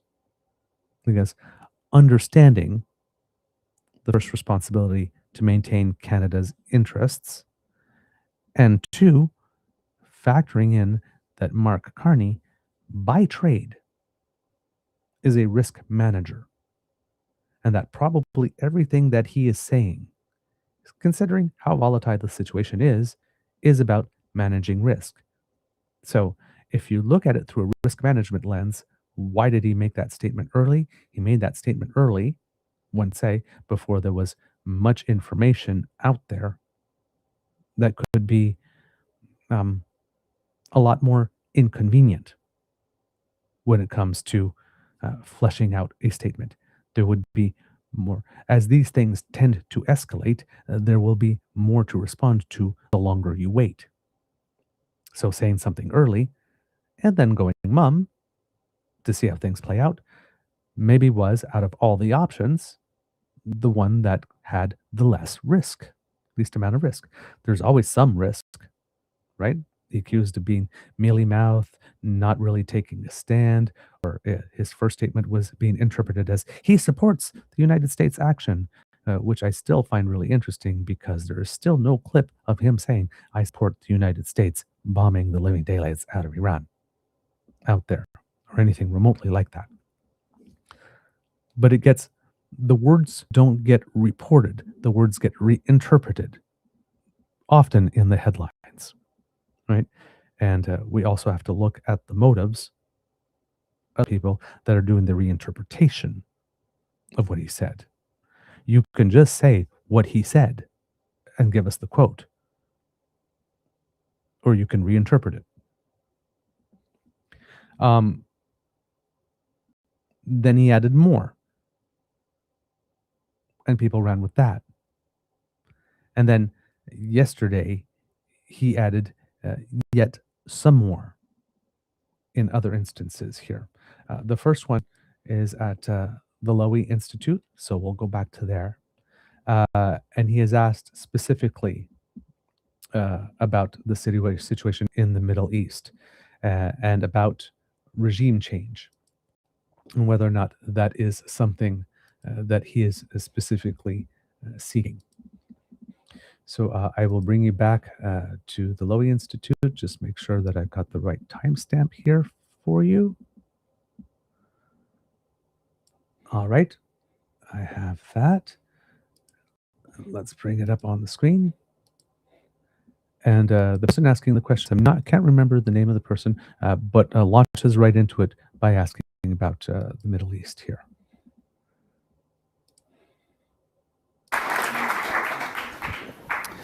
PM, thank you for those very thoughtful remarks. Thanks for agreeing to take my questions. I want to come to, I'd like to have a really broad-ranging conversation, talk about America, China, Europe, middle powers, but I do want to start with the Middle East as you did. As you said, the conflict has spread in the last few days to the Gulf states, to Lebanon, Iraq, Cyprus, and elsewhere. Western countries have reacted in a number of different ways. So the Spanish Prime Minister criticised the strikes as a breach of international law. The Starmer government equivocated a little bit, and President Trump accused Mr. Starmer of not being Winston Churchill overnight. Both you and Prime Minister Albanese have expressed your support for the initial strikes, but it seems to me you've recalibrated slightly today, and you said we take this position with regret because the current conflict is another example of the failure of the international order. So do I understand the Canadian position is you would have preferred if negotiations and diplomatic processes had worked, but on balance, the necessity to prevent Iran from obtaining nuclear weapons outweighs any violence that's been done to the international order? I'd put it this way, which is that the objective of preventing Iran from obtaining nuclear bomb capacity, nuclear weaponry, we support that. We've supported it for decades.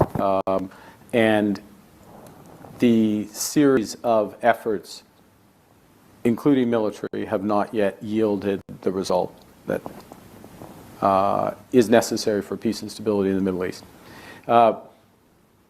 The initial justification for action, at least in our conversations, was related to that. We support that.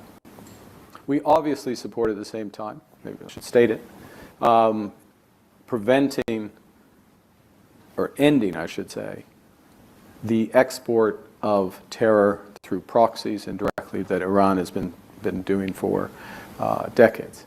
To be absolutely clear, before we get to international law and other aspects, Iran is a serial offender, breaker of international law, and that has existed for decades, at great cost. Now, the action that was taken, we weren't consulted on it. There was not a process, a broader process for it.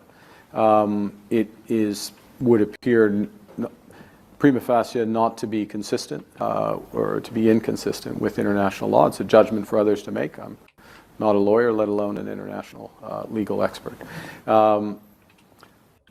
We take the situation as it is. Including when we made that statement, we take the situation as is with the U.S. aims. As the situation is now, with the expansion, I have to say a predictable expansion of the conflict. There is first and foremost an importance to re-emphasize the rules of international engagement. Iran has. Yes, they have targeted some military targets, but there have been extensive targeting of civilians and civilian infrastructure, and it's only been the strength of the defenses that have limited the damage. The damage could be quite horrific across the region as a consequence of this. Similarly, it is the responsibility of all belligerents to adhere to those rules. We see the importance of de-escalation. we emphasize, and we're talking about diplomacy for that de-escalation, we emphasize the importance of a broader group of countries than just the principal combatants, given the scale and breadth of the Iranian action. I think we need to recognize that there are a large number of countries now that are being attacked, and they are only defending. And that is admirable. It creates a possibility for a de-escalation, but certainly not a certainty, and we're encouraging that to happen. All right. So, again, even the questioner here is framing as support was expressed for the action, and the Prime Minister doesn't say he didn't and doesn't say he does. He goes, I would put it this way instead. So I would put it this way is not accepting that frame, but he's not very clear about that. And I personally would like him to be more clear, him saying, I never said I supported the bombs. Or, yes, I do support them, but he doesn't go there. There is a lot of, if we look at this answer, there's a lot of qualifying words here, and all of this is risk management, right? He talks about the initial rationale, which was to stop from acquiring a nuclear weapon. And my response basically says our response came out early. We are okay with that. Right. But later on, he says, that was this, we responded to the situation as it was when the initial rationale was given. Now that the situation is as it is now, I've had to say more. So initially, we didn't call for de-escalation like other partners are. Now we are. For example, we did not initially speak about violation of international law. Now we are. But even when we're talking about that, we're saying, the Prime Minister is saying, at prima facie, though on its face, it looks like there is a situation of violation of international law, rather than outright saying, you have violated international law. Then putting the caveat that that's a judgment for others to make because I'm not a lawyer. He's a central banker, a risk manager. So when I say the thing, when I keep on saying that all the words in the answer matter, and only the words in the answer matter, this is the stuff that I'm talking about. There are people that are listening to the answer, and they are removing prima facie. They are removing the situation as it was when I commented versus the situation as it is now. They are removing the fact that he is not willing to make a pronouncement on a legal reality on the basis that he has no legal background.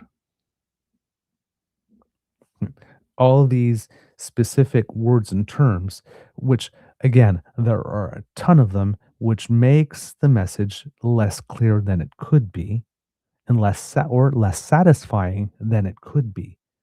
But it is a message that, if you do take the time to listen to all the words, actually does make sense. But then, you get that sound clip and then it gets reinterpreted because that's a, 4-minute and 41-second answer. And, he said, and you need to deliver it in one sentence. So a lot of that stuff gets cut out.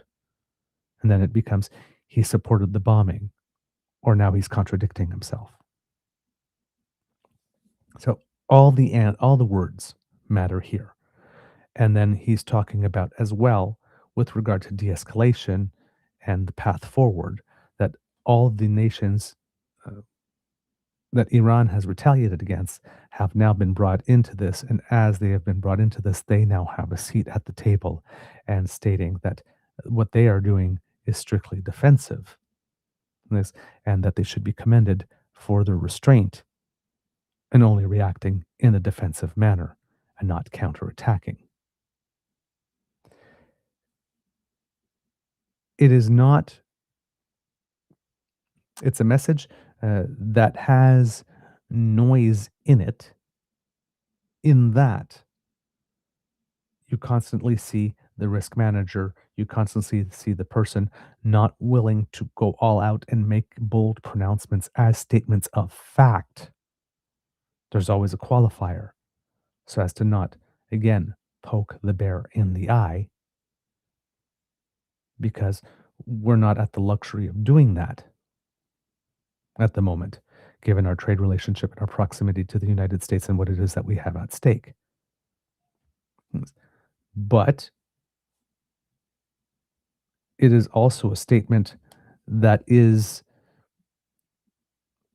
shows that maybe it was wise to make a statement the first time early on. It is showing that, however, the first statement early on, if it was based strictly on the rationale that the United States was using and that the United States was saying at the time initially, that was about nuclear stuff. If that wasn't the case, I'd have to go back in time and see if that was exactly the case, that it applies only to that one very specific thing. The rationale from the United States has changed several times since the beginning. Then we get to the point where the United States basically stated that they wanted regime change. So the Prime Minister is being asked specifically about that here. All right, let me ask you about one of the wider possible war aims. You described Iran as the principal source of instability and terror in the Middle East. Would you welcome a change of regime in Tehran? I mean, we always would have welcomed a change in regime in Iran. We've broken off diplomatic relations with Iran many years ago. We've listed the Revolutionary Guard as a terrorist, rightly, as a terrorist organization. So we welcome that. There's a question of the modalities of how that comes to pass and the durability of what comes next. Now, it's a very complex thing to judge how that is best going to be affected, but it is a more ex ante, it's clear, that it is a more complicated situation than merely removing people at the top of that regime. You know, I was in a conversation 2 years ago, a little more than 2 years ago, in Davos, a public conversation, and I was asked what the biggest risk was to world peace, and my answer at the time, yes, the Ukraine war was going on, but it was Iran for exactly this issue, both in terms of their activities and the complexity of addressing, regime changes. This is not you can't just order up regime change, and we're seeing that play out. What does President Trump... Okay, so again, in this answer, again, because of the risk management words, this is something that could be turned into, yes, he supports using this specific action for regime change. But again, if you listen to all the words specifically stating that Canada would have always liked a regime change, or let's say to have had a different regime in Iran, based on all the things that has happened, right? Iran has attacked Canadians. We have cut off diplomatic ties with Iran. A nation does not cut off diplomatic ties with a nation if they don't want another regime to be there. But then specifically says here, as you go into the answer a little more, that it's always a question of modalities. Yes, regime change, we would like there to be a different regime, but how you go about having that happen kind of matters. So it's more complicated than merely removing people at the top, and you can't just order a regime change. Right? It's not like you can go to Burger King and say, "Could I have a regime change in Iran, please?" and hold the pickles. Right? It doesn't work that way. Now, in both these answers, again, it would have been very satisfying for a lot of people when the Prime Minister keeps on pointing out that Iran has been a serial breaker of international law, without pointing out that Israel and the United States have also been. A lot of people would like to see that in those answers. And again, for those who for those who look to politics for morality, again, which you should never do, but for those who do, and the reason you don't look to politics for morality is because somebody's always defending or protecting an interest. And that always limits how far you can go. But for those who want that, these are always going to be very unsatisfying answers because they are not black and white. Yes. And on the morality thing, usually you have to be black and white and very trenchant. Yes. And this Prime Minister is not willing to do that because there is risk to manage at this moment.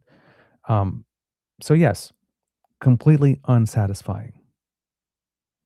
Absolutely. Right? It's a similar thing on the Gaza issue. Right? Just call it a genocide because it's a genocide already. Yes, the ICJ has called it a genocide. The ICC has called it a genocide. Just call it a genocide. And there are still some people that are hesitant to do that. There is a cost with that. Just look at, again, what happened to the judge at the ICC. Right? If Trump is willing to do that to the judges at the International Criminal Court, what would he be willing to do to a nation such as Canada that actually comes out, the leader of the nation, points out and says, yes, it is a genocide. Yes, saying it provides moral clarity,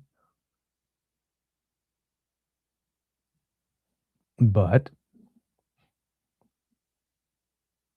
if you want to take that position of such moral clarity, it might have other consequences, including consequences on your ability to maybe provide more help in other ways.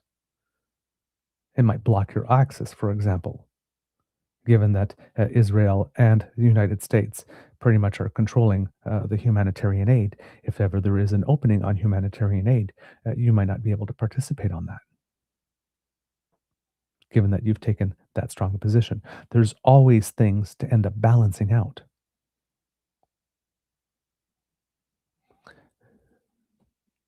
So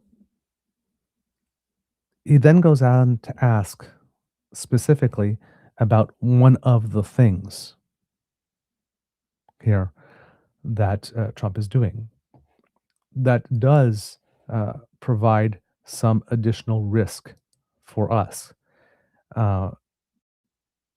And it's Donald Trump's increasing love or affinity for use of force, whether it be military or of another kind, in order to get people to do as he commands. President Trump's actions, what will that mean for the US role in the world in the long term? Because it does seem that his appetite for using force seems to grow with the eating. And we've seen some remarkable developments really in the last few months. The kidnapping of the Venezuelan dictator, now in conjunction with the Israeli striking at the heart of the Islamic Republic, killing indeed the supreme leader. You might think that Maduro and Khamenei were evil people, but still worry about how this affects America's position in the long run. And I wonder if we could end up in a situation where the US is feared, but not trusted or loved. Do you want me to respond to Yeah. I don't see a lot of upside to responding to this question, the way it was framed. This is at the back of the. This is how Q&A works. Yeah. Exactly. No, it's true. This is look. I'm going to make an adjacent point, And like adjacent, it's all relative. It's way over here adjacent. But it's a serious point, which is that in the U.S. use, Chinese use in the case of rare earths, but the U.S. use of integration as leverage, the demand, the use of tariffs to forms of extraterritoriality, not just to have different tariffs, but to dictate or try to dictate policies in countries. It could be in social media, it could be in taxation, it could be cultural policy. I mean, we've seen examples of all this. It could be in terms of the current situation, as we've seen in the last 24 hours with respect to certain European countries.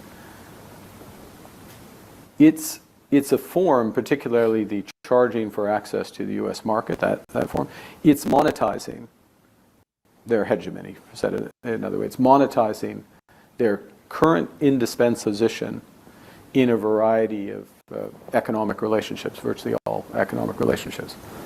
You can do that for a time, but you can't do that forever. Because the reaction, and we're seeing it start to play out, is people need to diversify. And also need to avoid becoming more tied into to country, whether it's China in some cases, or Europe, or sorry, the U.S., that will then potentially use that against you. So it's an analogy that makes an implicit response to your very pointed question. We have so many other topics to cover. No, thank. So as you can see here, in a light-hearted way, the Prime Minister is making it clear that there are certain questions when they are asked, and the way that they are framed create a situation that if he were to directly answer the question in a way that some people need it to be answered in order to be satisfied by it, that there is no upside. And a prime minister cannot put themselves in a position where there is no upside. Again, particularly when you happen to live right next to a hegemon who is particularly trigger happy at the moment. And perhaps losing his marbles. Okay? Perhaps not completely all there. Lights are on, but nobody's home. Kind of situation. So yeah,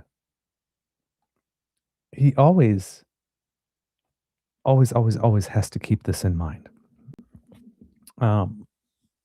So there makes an adjacent point, sidesteps the questions, but makes a point that does, still answer the question in the sense that,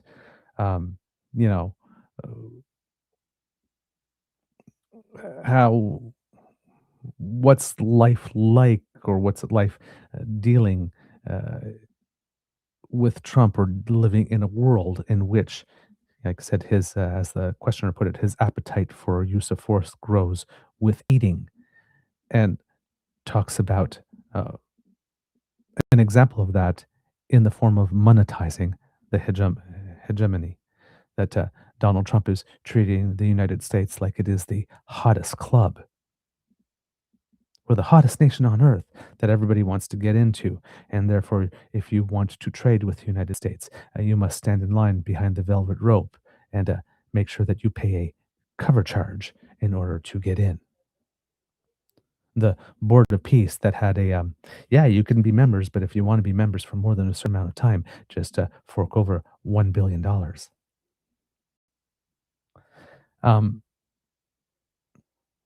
If you don't do things my way, you get an extra 10% tariff. Europe, we want to trade with you. You let our stuff in free, and you accept that your stuff comes in with a 15% tariff.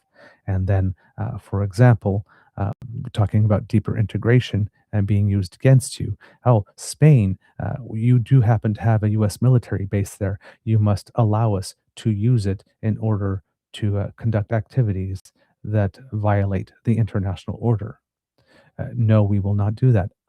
Extra tariffs for you. which Europe then turned around and said, you cannot impose tariffs on Spain without having the rest of us counter that. An attack on one is an attack on all of us. And Europe now deciding that the one trade deal that Donald Trump seemed to have, they're not in a hurry to ratify it anymore. Because Europe said a deal is a deal. If you do not want that deal, then we do not see the need to ratify it. Maybe we're not too keen now in allowing a 15% tariff on our goods in exchange for you accessing our markets for free anymore.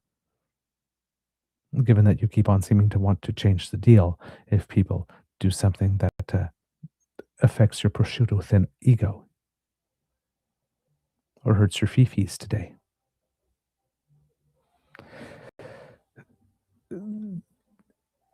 It's not easy.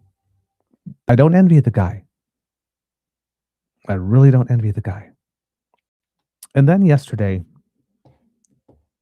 there was a press conference alongside the Prime Minister of Australia, in which the Prime Minister was asked a question, and his answer to that question prompted a whole bunch of headlines and takes that at best I can describe as disingenuous. He was asked about military action in Iran because at first when he said what he said and people decided to reinterpret that as he supports what the United States is doing in Iran, which is not what he said. Prime Minister and the Minister of Global Affairs made a point of stating that we were not involved. We were not, nobody came and asked us for our consent. Nobody ran it by us and asked how we felt about it. We did not participate in the execution, and therefore we have no plans to support this with troops on the ground. Now again, he is being asked the question, and again, the framing of the question creates a situation where the Prime Minister, ever the risk manager, has to put some qualifiers into his answer.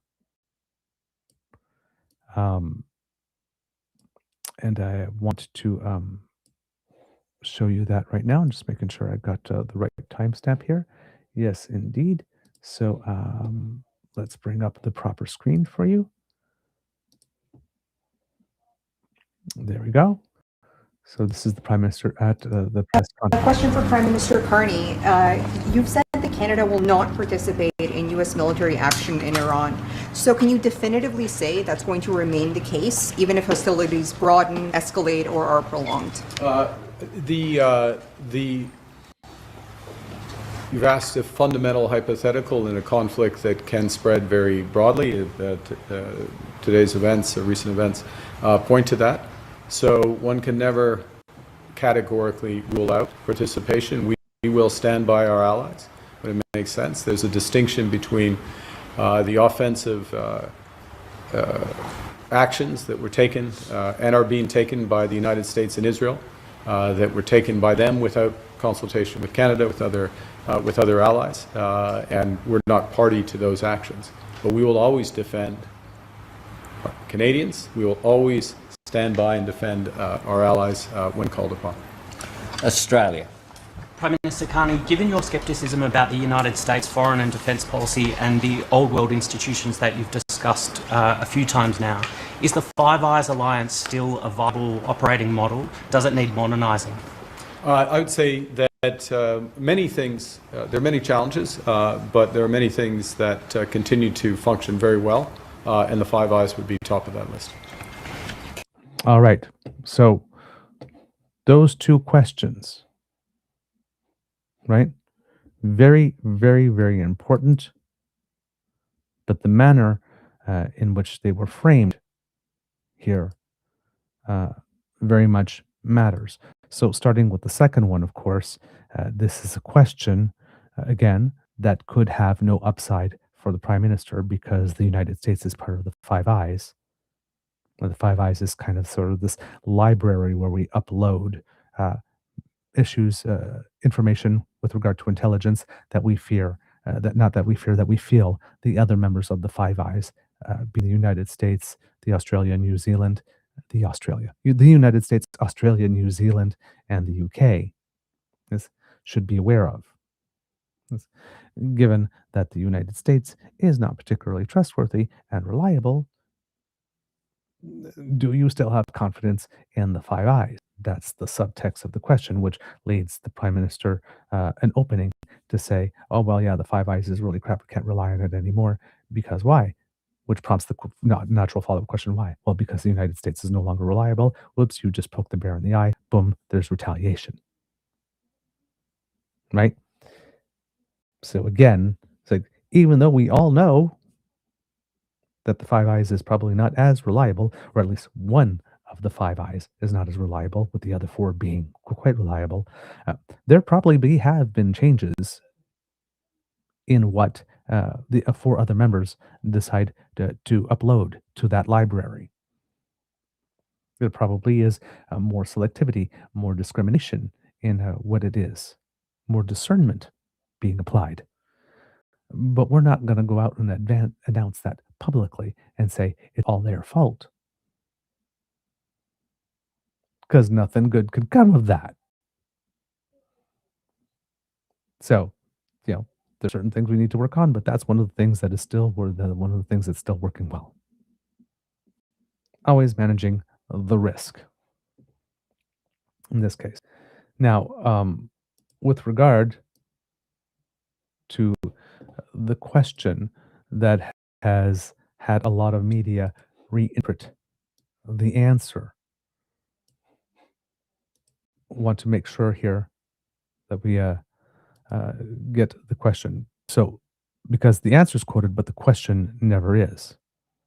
And the question specifically here is, you've said that Canada will not participate in U.S. military action in Iran. So can you definitely say that's going to remain the case even if hostilities broaden, escalate, or are prolonged?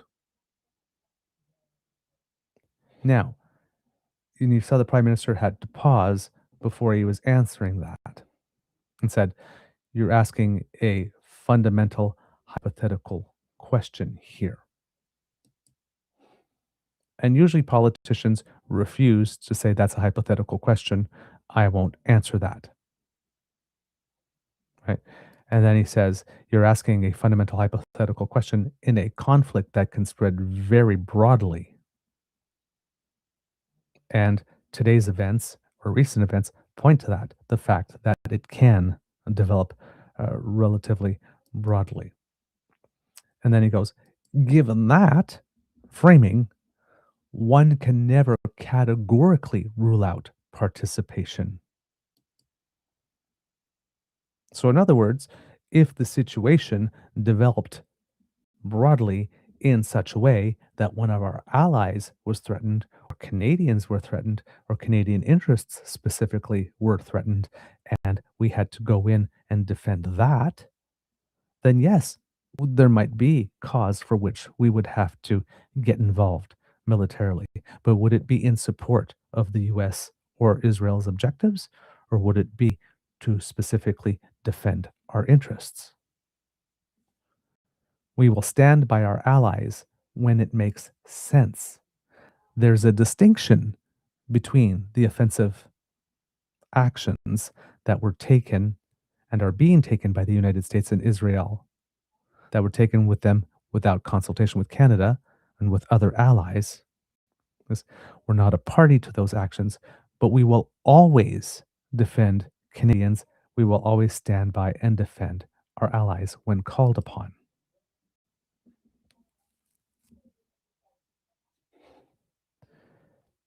That answer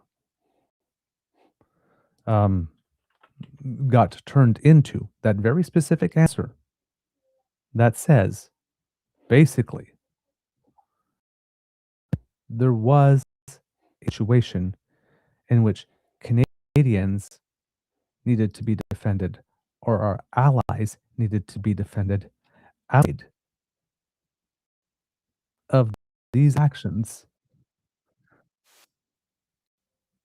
that we are seeing now, on which we were not consulted, allies were not consulted,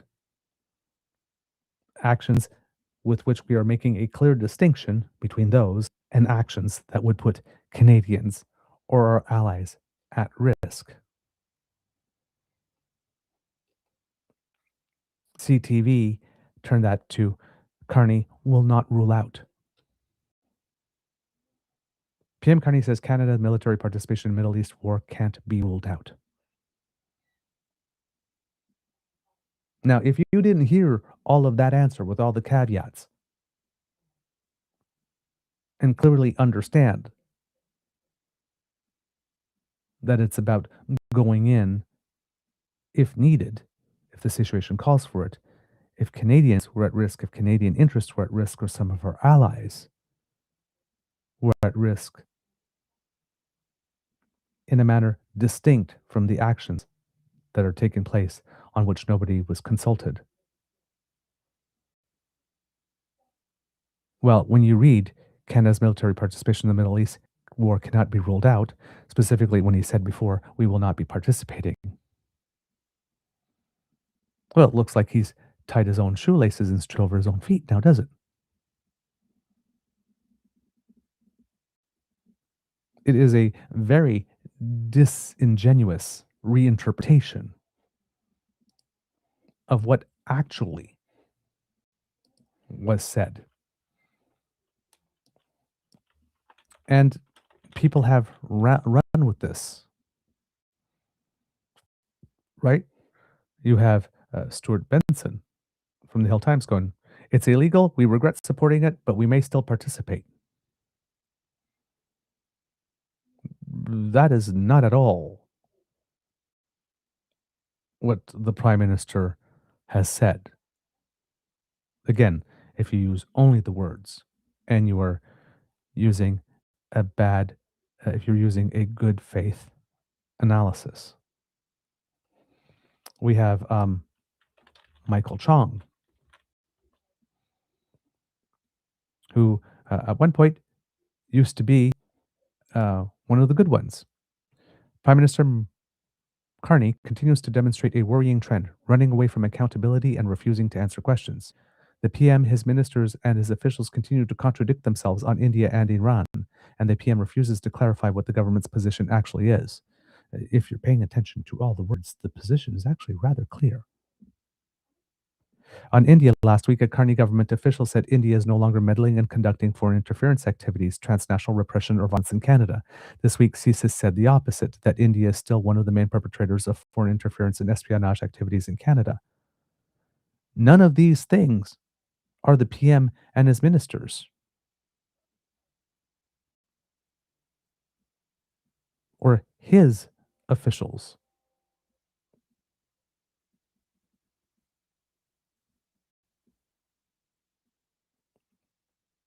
Right? These are unofficial from whom he gets advice.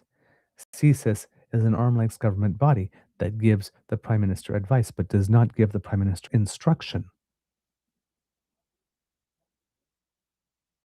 This is what they're saying. There's what they are saying, and then there's what the government of Canada says. Michael Chong is deliberately conflating all of these. On Iran last week, Mr. Carney was unequivocal in supporting U.S. airstrikes against Iran when he said Canada supports the United States acting to prevent Iran from obtaining a nuclear weapon and to prevent its regime from further threatening international peace and security. We've already made the case about how that was not the same thing as equivocally saying, I support U.S. strikes against Iran. In contrast, Minister Anand said this week, we prefer a diplomatic solution, and Canada believes in a diplomatic and peaceful solution. We've always believed in that. That's Canada. That's our entry pass to any conflict. That's not new. That's not inconsistent. That's not inconsistent even across governments. And Minister McGuinty managed to say both contradictory things at once, that the government supports the US airstrikes and supports a ceasefire. Quote, the Prime Minister and the government decided from the beginning of this that we would support this incursion, but we're also calling for a diplomatic end to it. We'd very much prefer to see peace and a ceasefire. The Prime Minister is avoiding the media and refuses to answer questions about the threats to the safety and security of Canadians and refuses to answer questions about Canada's position in international affairs. This is deeply troubling. As head of government, he has a special responsibility for national security and for the conduct of international relations. He needs to start answering questions. Now, this quote from McGuinty, just taken the way that it is there, I'd have to go back and see what he completely said, because the Conservatives like to just take parts of the sentence. But yes, the one by McGuinty does seem, this sentence as it is, does seem to contradict.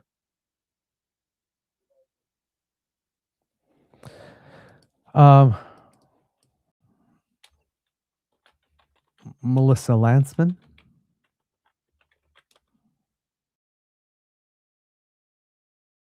We support it. We're upset about it. We think it's bad, but also we might join in.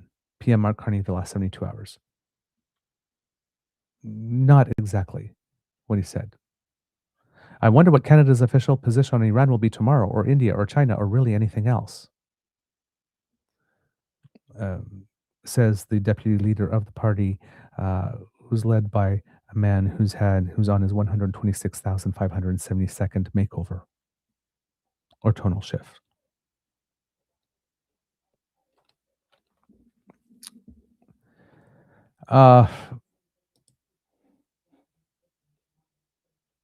This is not good faith commentary here.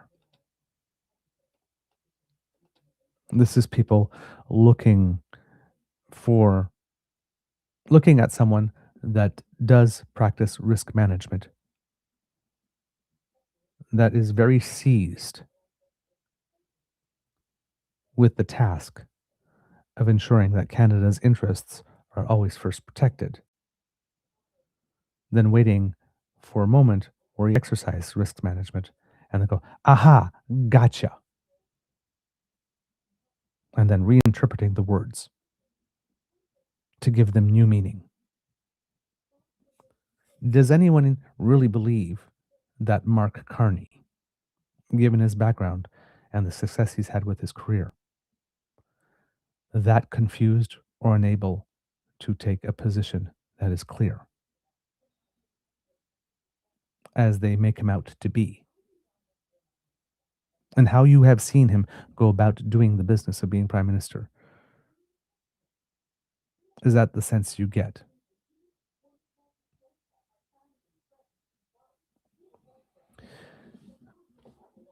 These are unhelpful. The question about the military participation, asking it in a hypothetical way and framing it in that way, is basically asking the Prime Minister of Canada, do you agree you should tie your hands behind your back in perpetuity, even if this war changes in such a way that Canadians are directly attacked, affected, or Canadian interests are put at risk, or those of our close allies are? Do you vow to never participate in any way, shape, or form, regardless of circumstance or how it changes or anything? No Prime Minister can give a yes or a no to that.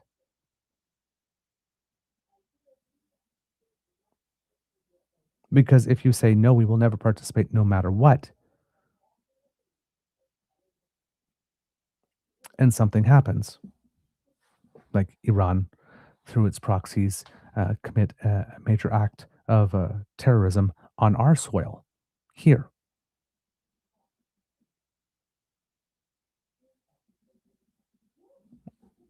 Do we just, well, I said on that press conference that we would never participate, so I guess we just let them do it and don't respond? You can't ask a prime minister, will you, in a situation of war, in a situation that is rapidly changing, will you tie your hands behind your back forever? no matter how the situation changes.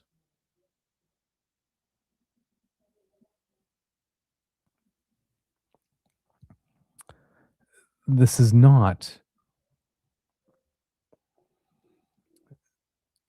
the questions are sometimes too simple, and there's an unwillingness, it seems, from many quarters to, again, if we are taking the world as it is, every answer is given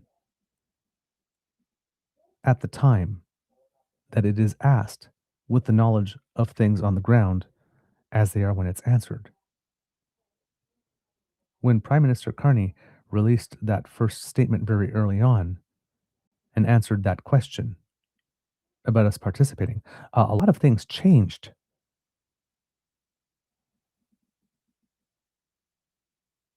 More countries have been brought into it. The Strait of Hormuz has been closed since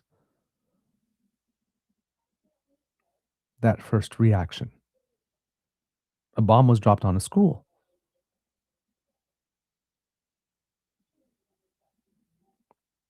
If we're going to accept that we deal with the world as it is, as the premise, then we also have to accept that answers to questions are given based on the realities on the ground at the time that they are asked. He was asked another question, I think, later on,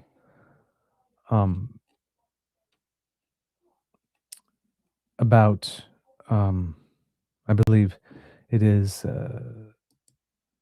given the fact that he said that it was predictable that the situation on the ground could change. How would he put it? Harry, I think I actually found the question here, so I don't have to try to reinterpret it here. Let me just play it for you. Just cue it up. There we go. And is the screen still on? Let me just take a check. No, it isn't. So let's bring it up. There we go. Well, you're calling for de-escalation of hostilities in Iran. Your comments at the Institute last night acknowledged there was some predictability that this conflict would be widening besides the initial strike. Yeah. So, if that was your logic from the outset, why in your first statement did you not call for any kind of de-escalation? Because it was the very beginning. We made a statement, Australia made a statement within hours of the beginning of the hostilities. And the objectives of the hostilities, as we understood it, could not have been achieved in that period. So, on ne peut pas, juste avant, en même temps que le commencement d'une action, on ne peut pas arrêter cette action immédiatement. Well. La logique, c'est assez clair, non? Est-ce que vous avez parlé trop vite? Est-ce que vous auriez dû attendre parce que vous alliez non, c'était important pour nous de souligner la nature de la menace grave de. So, in there, you're saying, right, at the beginning, you said this thing, and you said that it was predictable that it could change. Right? So, why did you say that? It says, we responded to what was happening at the time. We responded very early, within the first few hours. The rationale that was given was to stop the Iran nuclear program. We are okay with that. Yes? So we made that statement in that time with the information we have. And then in French, he says, well, then didn't you, he says, like the logic is consistent. He goes, well, did you speak too early? He says, no, we had to say something.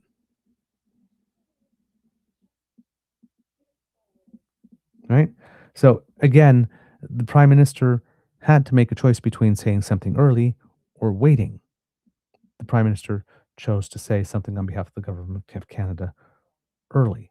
And we've already talked on the show about how waiting right? There is no win situations here. Waiting could have then let the press turn around and say, well, he hasn't opposed it, so he tacitly approves because he hasn't come out. Or if he was the last to make a statement, oh, the prime minister is not leading. He's leading from behind, waiting for everybody else to go first. Or all the various ways that you can interpret the fact that someone decides he wants to wait before weighing in on something by, again, projecting what it is you want the prime minister to be, what type of person you want him to be. If you're predisposed to not liking the prime minister, any delay in responding, well, you saw what the reaction was because he reacted early and then stopped saying things for a few days. You saw how the press ran with that. They tried to make that the story. So if you are predisposed to liking someone, everything they do, you pass it through a lens or a filter. If you're predisposed to not liking something, everything they do, you pass it through a filter. And I guess what I'm saying here is that in a situation like this, it might be better for everyone involved to not pass things through a filter and just report what was said and not try to color it, not try to reinterpret it. Well, what the prime minister really said here was, or what he really meant, the prime minister said expresses support for the strikes. Did he? Or was it a little more nuanced than that? Did the prime minister express support for strikes? Express support for action that violated international law? Or did he express support for a long-standing Canadian position? Is that Iran should not have nuclear weapons. They say that they're going in to prevent Iran from having nuclear weapons, therefore we support that. Oh, now they want to go in for regime change. Well, that's not what we were told at the beginning. So therefore my assessment changes.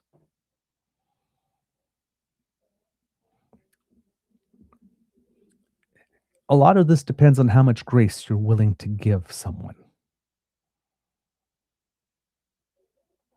And in the media industry, again, most of ours, which is American owned and more inclined to support the Trump position, anything that is not a full expression of the support for the Trump position would predispose one to pass everything that is said and done through a filter of, aha, I gotcha.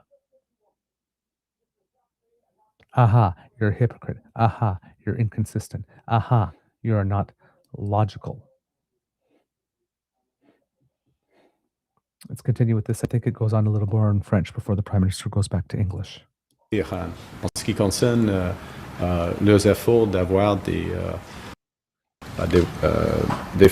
armes nucléaires et puis l'exportation d'extrémisme terroriste.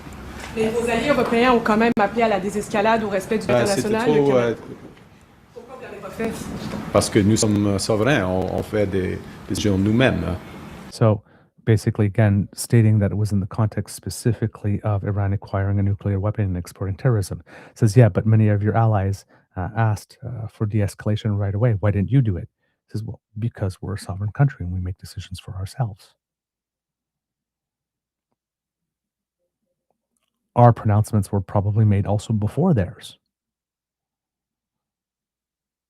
at that time.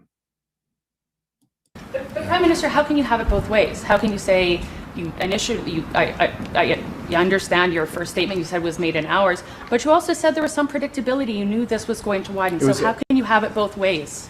And in hindsight, should you have called for de-escalation in that first statement? No. In hindsight, to that point, in my judgment. Secondly, in terms of war, there are likelihoods, there are possibilities. You have to plan for the worst, but there are no certainties in conflict. And so now that the conflict has moved on, now that the conflict is involving wider a much wider group, but even if, I don't want to say even if, but moving into the Gulf, moving into civilian infrastructure, we're saying a few things. One, it is not solely the decision of the principal belligerents to move to the de-escalation. Should recognize that the members of the Gulf Cooperation Council are showing tremendous restraint at the moment. They're solely acting in a defensive manner. That's true from a range of others. It's true from a number of our allies as well. And so bringing those partners into these discussions. Look, it is a very volatile, it's extremely complex situation. It's getting more complex as time goes on. But we absolutely stand by the fundamental principle that Iran should not be allowed to have a nuclear weapon and to continue to be a serial violator of international law. And these are not niceties. A serial violator of international law that is killing our citizens, that murders citizens by the thousands in these regions, that funds all the terrorist groups in the Middle East, from Hezbollah to Hamas to the Houthis. That aspect, that objective starts, and that's where we stand. Thank you. Can I thank? So again, Kits and Cubs, again, pointing out this journalist is saying that the prime wants to frame the prime minister as trying to have it both ways, rather than accepting the frame that one comment was made at a specific time. And yes, even though it is foreseeable at the time that made the comment that this could probably escalate and broaden, at the time that the comment was made, it wasn't. And the prime minister was not willing to speculate on the ways in which the conflict would broaden by making additional statements. There's possibilities, but there are not certainties. Once things escalated and broadened in such a way that we knew what we were dealing with, the prime minister then made more comments with regard to de-escalation.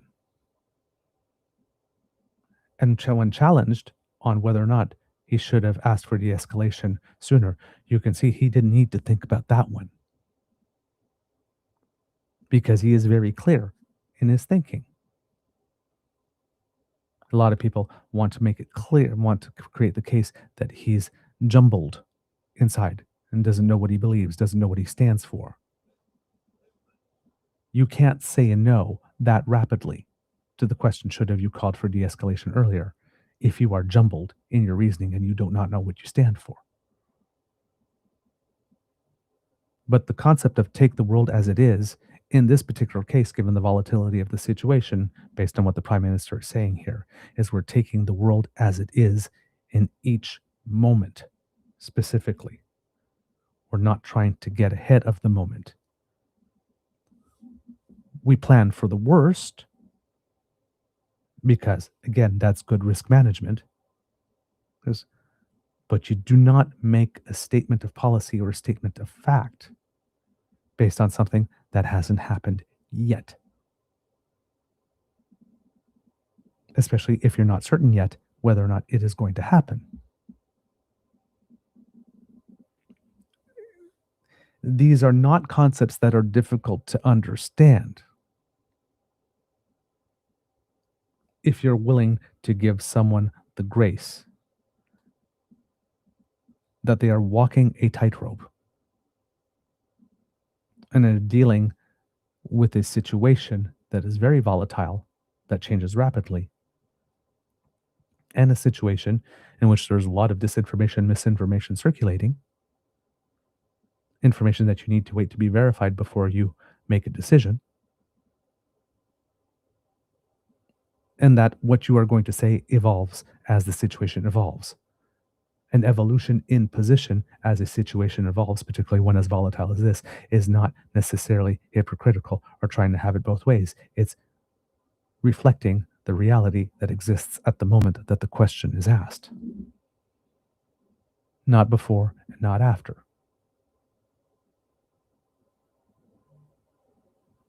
we're not used to having politicians that deal in this way. And therefore, maybe our media is not equipped to ask the question that gets at the thing that they want to know specifically. Or a media that is not used to doing the work of having to take statements over time, especially from someone who's a risk manager, who's calculating everything, and make the effort to see how they could be first consistent with each other rather than making the effort at first seeing how they are inconsistent with each other. So again, you can say, gotcha. Because we're used to politicians, for example, like Pierre, who when there's a car crash on the other side of the border in the United States, and one report from Fox News will go to the press and say as a fact, this was terrorism. And it's Justin Trudeau's fault for not keeping us safe. That's black and white and clear. It was also wrong. The explosion didn't happen on the bridge, happened on the other side of the bridge. There was no terrorism. It was just some really, really weird freak accident. The reporting from Fox, on which Pierre based himself, was incorrect and inaccurate. The leader of the opposition did not wait for corroboration from independent sources. There was no information from any investigative body or law enforcement body out in the public sphere to say that it was. He just ran with that because he wanted it to be that. He needed it to be that. He wished it was that for what he said next to work. And it fell apart on him. Now, maybe as leader of the opposition, you have the luxury of doing that, but as Prime Minister of the nation, you don't. As a leader of the opposition, you shouldn't feel like you have the luxury of doing that, but our leader of the opposition felt that he did. As evidenced by the fact that he took that course of action with that news.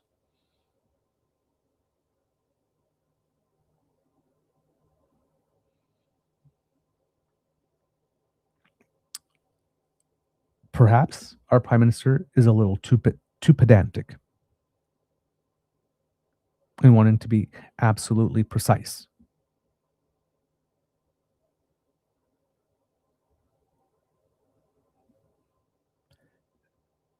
Yes, that's something we've criticized him a few times already for certain lacks of clarity. Right? We're still waiting for him to have that speech, for example, on what his environmental global competitiveness strategy is when it comes to climate competitiveness specifically, even though we keep on getting hints of it and drops it when he makes different announcements, but he still hasn't had that. Right? It would be nice for the Prime Minister to come up to a podium. It would be very convenient, yes, for him to come up to a podium and say, on the first actions, well, the United States said that this is the reason why they're going in, so we support that. But if it happens that the United States changes its mind, as it often does, and says that it's about this, well, then we don't stand for it. And if he says it's about this, then this is the way we don't stand about it. And then if he says it's about that, this is the way we don't stand with that. And if Iran happens to retaliate against other nations, then this is how our position will change. But if it doesn't, this is how it will stay the same. And if and if and if and if and if. Or you can just say, right now, the situation. Now, maybe the Prime Minister needs to be more clear in his answers and saying, right now, the situation as we know it is this, this, this. Given these realities, this is our position.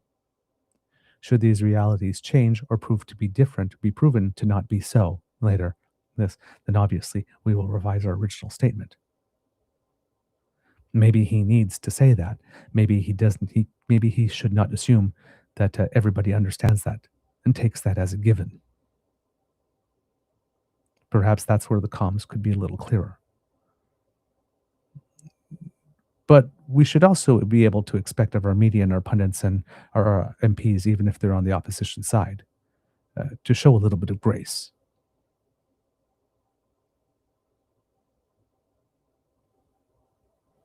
Anyway, that's kind of my take here. And again, willing, definitely willing to reassess my assessment if I should get to other news here. That comment from David McGuinty is a little weird. It is a little weird, in my estimation, that the Prime Minister keeps on focusing on Iran being a serious violator, but nobody else. But then again, if I'm consistent with myself, in terms, what good is going to happen if the Prime Minister actually points out, says, well, yes, Iran's a violator of international law and has been a long time, but so has the United States and Iran. It's true, but again, if he's protecting our interests, is there any upside in saying that?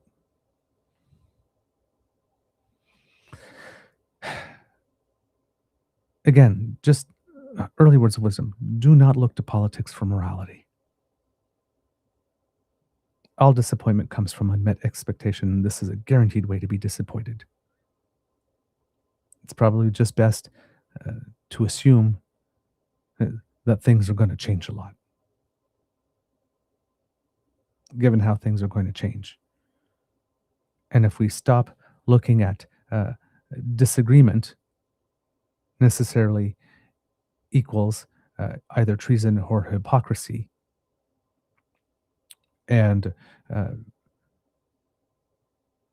changing your position as the situation on the ground changes is not necessarily hypocrisy or not being clear on what you stand for.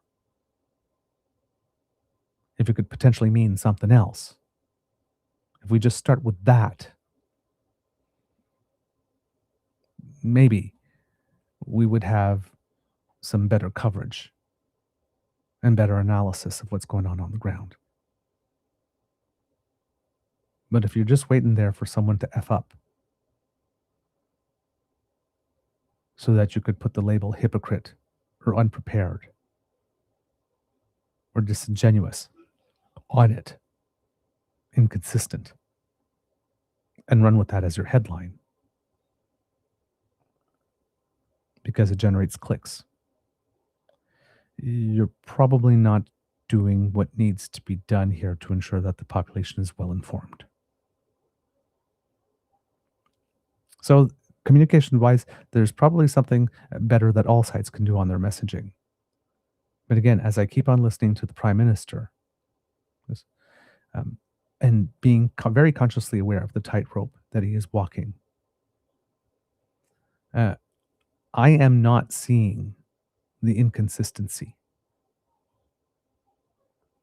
I'm seeing a man that has a very clear through line in what he believes, what he understands the job of Prime Minister to be, and is acting within that frame as best as can be, considering a situation that is rapidly evolving and considering that the three major belligerents in the case, the United States, Israel, and Iran, are not particularly true. Whoops, connection lost for a little bit.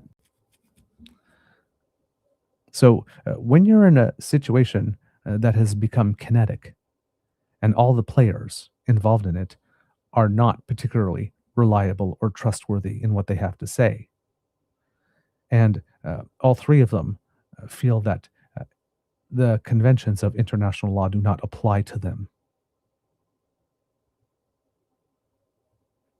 that they can exceptionally exclude themselves from international law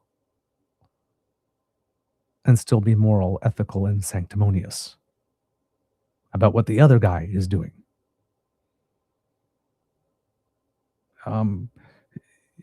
You don't have the strongest hand. Let's put it that way. There's probably a little bit of grace If one was doing things in bad faith, that should be afforded in such situations. Or at least the articles that are being written should probably have some space in it to make those points of current reality also clear. So the Prime Minister changed his mind, or the Prime Minister changed his position. Yeah, but so did the other guy. We've had about 4 or 5 different rationales from the United States as to why they're there.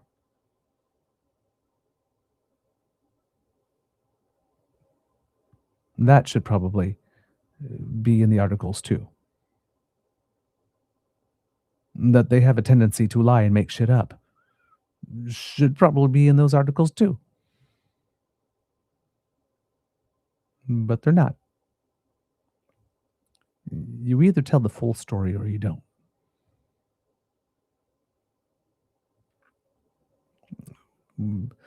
The articles and the way that this is being practiced is not telling the full story here. And reinterpretation often takes the form of putting words in someone's mouth that they didn't actually say or intend. So once again, breathe, verify the sources. If you see a quote that is lifted, that pushes your button, maybe go to the source material and see if that's actually what was said. Because there seems to be a lot of strategic editing, selective retention, selective hearing going on at the moment, and it is not helpful, particularly if you are someone that has loved ones in that area of the world and you're worrying about their safety. These headlines are not helpful. They're just not helpful. All right, kids and cubs, that's the end of this episode of the Daily Beaver Morning Show. We hope that you love listening to us because we love making this for you. Remember, sharing is caring and word of mouth is priceless. So please tell your peeps and poops all about us. And I really hope that I can get back to making shows that are not 3 hours long anymore. God, it's 3 in a row.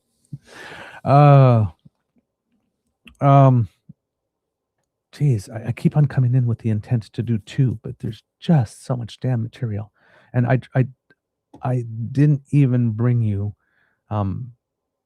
half of the material that I've got just from those 3 events alone, not counting everything that's going on with Pierre's trip to Europe, and the fact that there was a protest at Queen's Park by students, about at least 2,000 students estimated, at least by the police, which means it's probably more, to which Doug Ford thought it was a good idea to send the police there.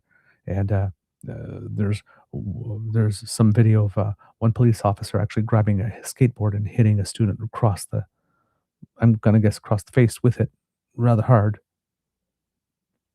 There's usually no reason for which police would need to be called in to a student protest. And if it should be there, it should be to manage stuff. There should have been no reason that for things to get antagonistic in that way. And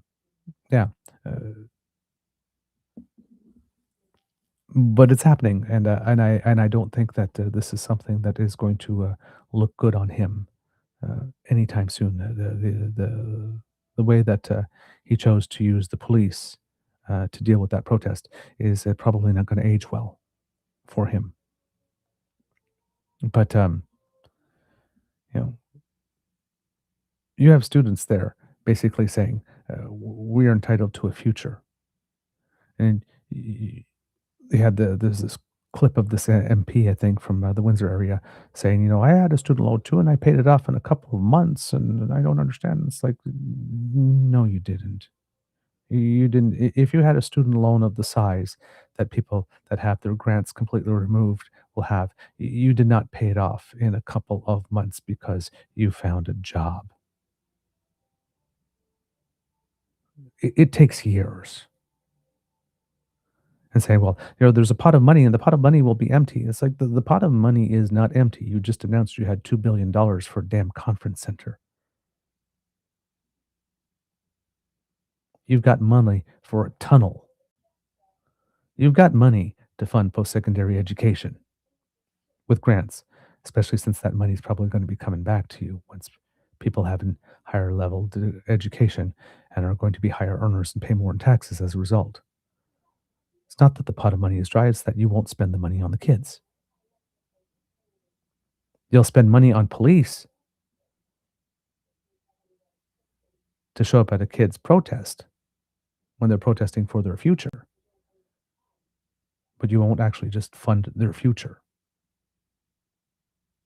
The pot of money isn't dry. You just don't want to spend the money on them. It never should have gotten to a point that there were confrontations between police and students. This is Doug Ford punching down on those who he believes can't defend themselves because they don't have a lot of money, a lot of power, a lot of clout. He may have picked the wrong ones. Jean Charest learned when he tried that in Quebec. Hopefully Doug Ford will meet with the same fate. All right. Oh, boy. Kids and Cubs, if you would like to support us, please, if you can, go to our YouTube page. You can scan this QR code to get there. And if you are on our YouTube page and you haven't yet clicked on our subscribe button, please do, because that helps people to find us and it helps us with the algorithm. And while you're there, click on our like and share buttons as well. And thank you to everybody who watched our show yesterday. Ended up being the one of the fastest ways, fastest growing shows that we've had in our history. I had never seen a show of ours have such high numbers before the broadcast was even completely over, and keep that throughout the day. So thank you so much. Our shows usually get a certain amount of views, and this one almost crossed the 1,000 mark within the space of 24 hours. That has never, ever, ever happened to us. So yeah, for all of those who were in there, thank you so much, who gave us the support yesterday. It was a very important show. So I'm glad that a lot of people tuned in to that one in particular. Let's see, what else do we have here? If you would like to help us in other ways, Kids and Cubs, you can do that by also, there's my window again, making a donation if you like the work that we do and you would like to encourage us to do more. If you scan this QR code, it will bring you to our coffee page. That's ko-fi.com/eagerbeaver. We have it set up now for you to either give a one-time tip or a monthly sort of subscription like tip, if you like, that you can cancel at any time. For those of you who would prefer that more of your money go to us rather than the operators of the platform. As we mentioned yesterday, donations through YouTube keeps about 30%. Donations through Coffee, the platform keeps about 3 to 5%. And if you're doing direct bank-to-bank transfer, the banks keep 0%. So if you want to, this is information for you to be a customer that is informed, and then we leave it to you to decide what is the best way for you to donate and most convenient for you to donate. We're not picky. We're happy with whatever we get. But for you, if what your intention is, if you intend us to receive all of your donation, the better ways are through a bank-to-bank transfer and through Coffee. So we did set up the monthly membership for you, commitment for those of you who would want to make the switch. There, because it wasn't an option before, and now it is. So we thought we'd let you know about that. Of course, any contributions to the Eager Beaver Lodge Emergency Hydration Fund keeps your favorite beaver nice and moist, because a moist beaver is a very happy beaver, and we thank you so much for your enthusiastic expressions of encouragement for us to provide more content like this to you. And of course, as we mentioned, if you are doing the Buy Canadian thing, truenortheagerbeaver@gmail.com is our email address, and you can just send us a bank transfer there. That way we get 100% of your donation. And if you're not able to donate financially, please do not worry, because the gifts of your attention and participation are the ones that matter the most to us, and we love to hear from you. So please write to us to let us know what you think about the show, or with guest suggestions. Remember our Kids Who Cook hashtag. Let us know what it is that you are eating or making, because that gives us ideas. And of course, if you do have some good news, please share it with us, because we love to share in your joy. And I believe, if was not mistaken, that I may have missed Kit Playing with 3D's birthday, which I think was on March 3rd, if I remember correctly from what I saw in the chat. So happy belated birthday to you. So sorry I missed it. And I saw yesterday on the chat that a lot of the Damn Fam's family members have birthdays coming up, or had birthdays recently passed. I think Nona Kara's grandson was on February 28th, and I believe it was Kit Kat who mentioned that her daughter's on the 9th, son on the 11th, and that her other son just passed on, not that he just passed, that his birthday's just passed on February 26th, and grandson sometime this month. So that's a lot of cake coming up here. I think it was Kip Tabby G who asked yesterday if said, I would be interested in your opinion, but I found that Mark Carney sound tired when he spoke French. I say that because when I'm tired, my language skills are the first to suffer. I did have the impression that in that press availability from the other day, that he was indeed tired, not only from how more labored his French was, but even just the sound of his voice, you can hear some fatigue and some scratchiness in there. So yes, I did find that he sounded tired. I would agree with you there. And congratulations, talking about good news, to Kit Saucy, who was accepted as a Butterfly Ranger with David Suzuki's Butterfly Way project. Yay, you. Way to go.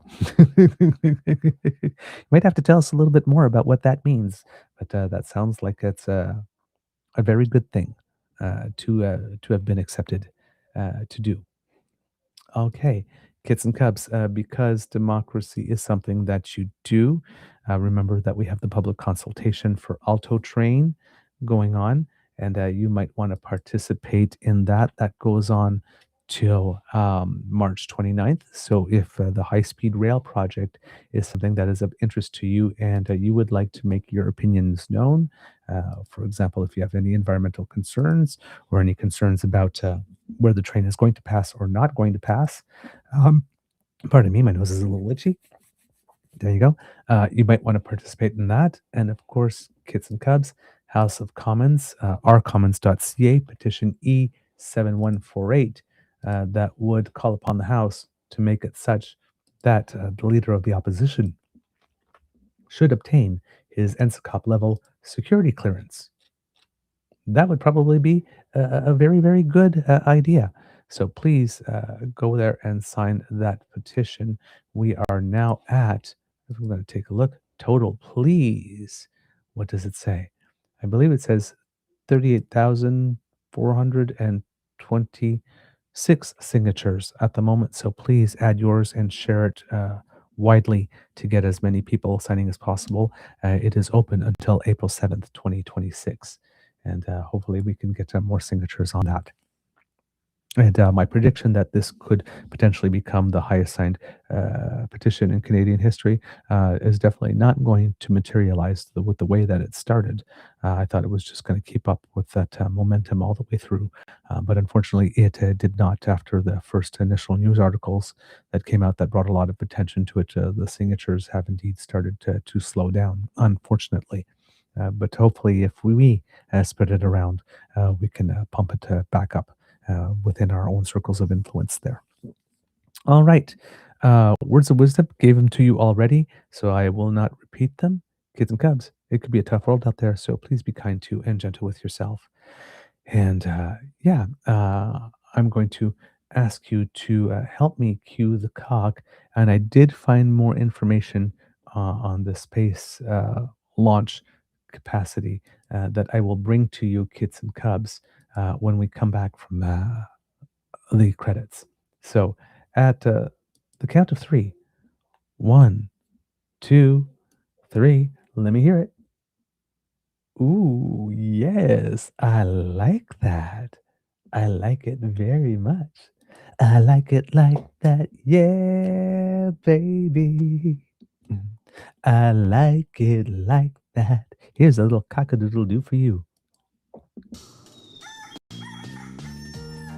You are listening to a True North Eager Beaver Media Incorporated podcast. The True North Eager Beaver podcasts are proudly brought to you by our founding sponsors, the Misfit Mysteries from Corvid Moon Publishing, your source for science fiction, fantasy, and cozy mysteries featuring a broad diversity of characters. CanadianTarot.com, their uniquely Canadian online eclectic tarot community, and The Peppermaster, hot pepper sauces made from farm-fresh ingredients to thrill your taste buds and expand your mind. We are grateful to the Crier Media Network for its support, Pete Jarvis for our artwork, and Paul Joseph Something for our opening and closing sequence music.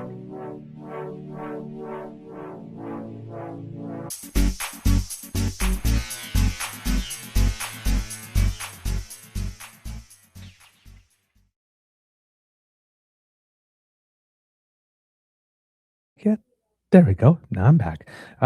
So a little bit of news of Canadians who make us proud because we were talking about our tennis players. A little bit of the next gen: Liam Drexel, Alexis Galarneau, and Marina Stakucic, who were all trying to qualify in their own right for their first Masters 1000 level tournament.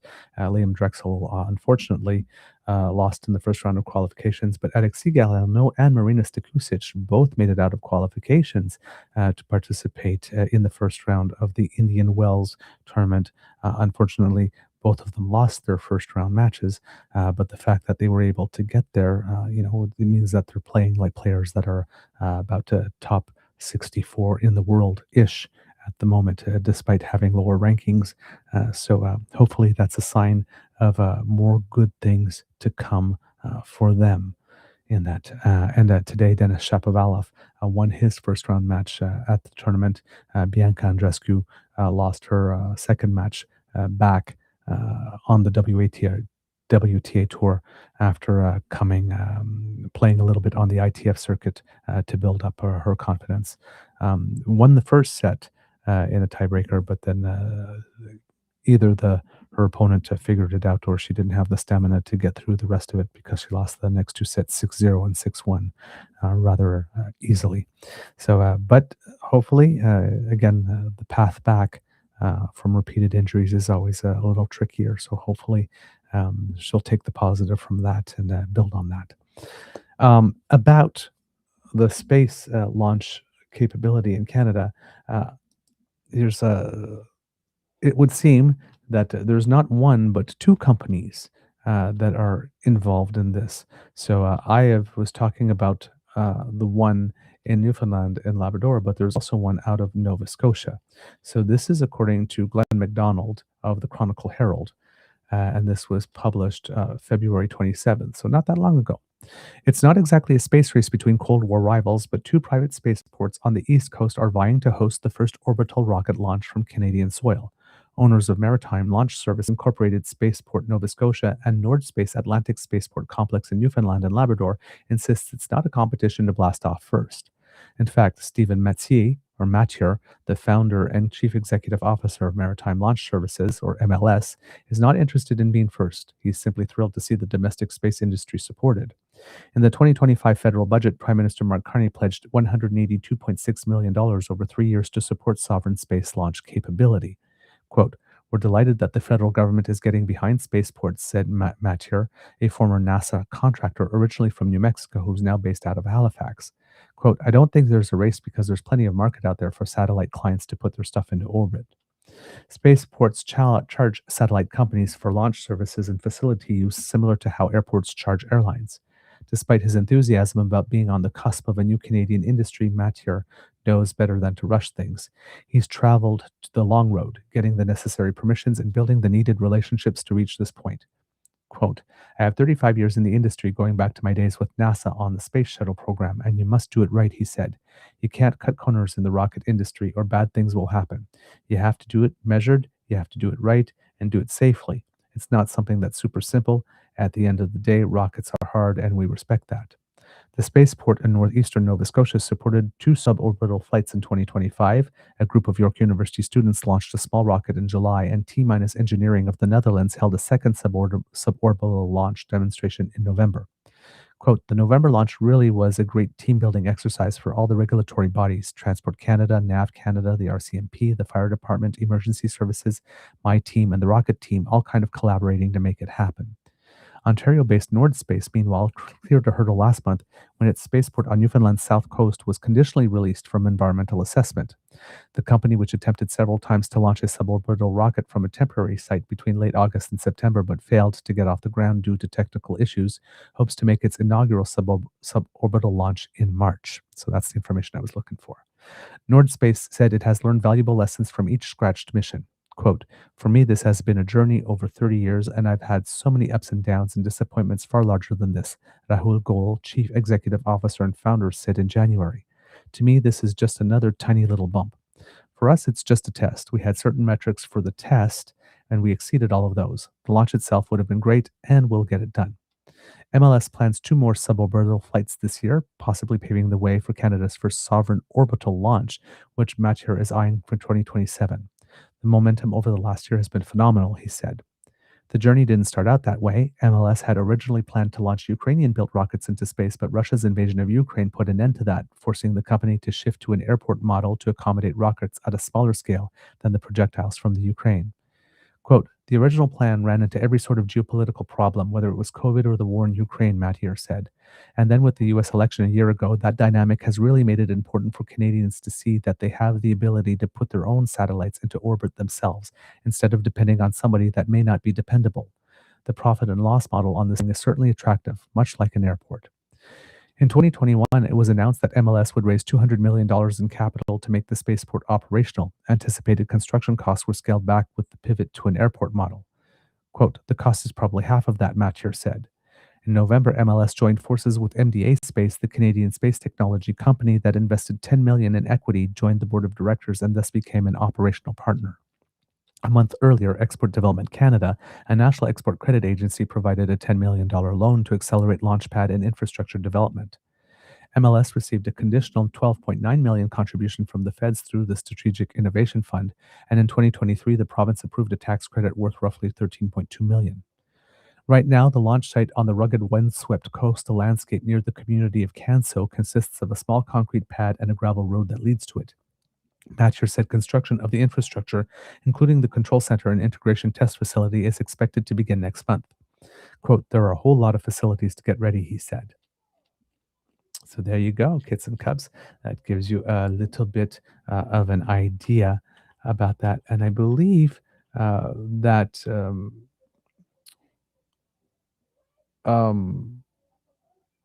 there was supposed to be a Canadian heading into space at some time this month on Artemis 2, but there have been some delays. There may have been some delays with that launch. Just going to take a little look here. Yes, the launch of Artemis 2 will now be no earlier than April 2026. So it did get delayed. It was originally supposed to be on March 6th, the same day that the Paralympics were going to start. But it seems that the moon rocket needed some repairs here. I'm seeing something from 1 day ago here from space.com Mike Wall says that NASA has repaired its Artemis 2 rocket, apparently keeping things on track for a possible April launch of the first crewed moon mission in more than 50 years. Engineers made a fix that aims to restore consistent helium flow to the upper stage of Artemis 2's Space Launch System rocket, agency officials announced in an update on Tuesday, March 3rd. Quote, work on the rocket and spacecraft will continue in the coming weeks as NASA prepares for rolling the rocket out to the launch pad again later this month, ahead of a potential launch in April, NASA wrote in the update. And that's about the major part there. So there you go, for those who are waiting with great anticipation for that. All right, kids and cubs, that's all I have for you today. Amour et bisous. And we will see you tomorrow.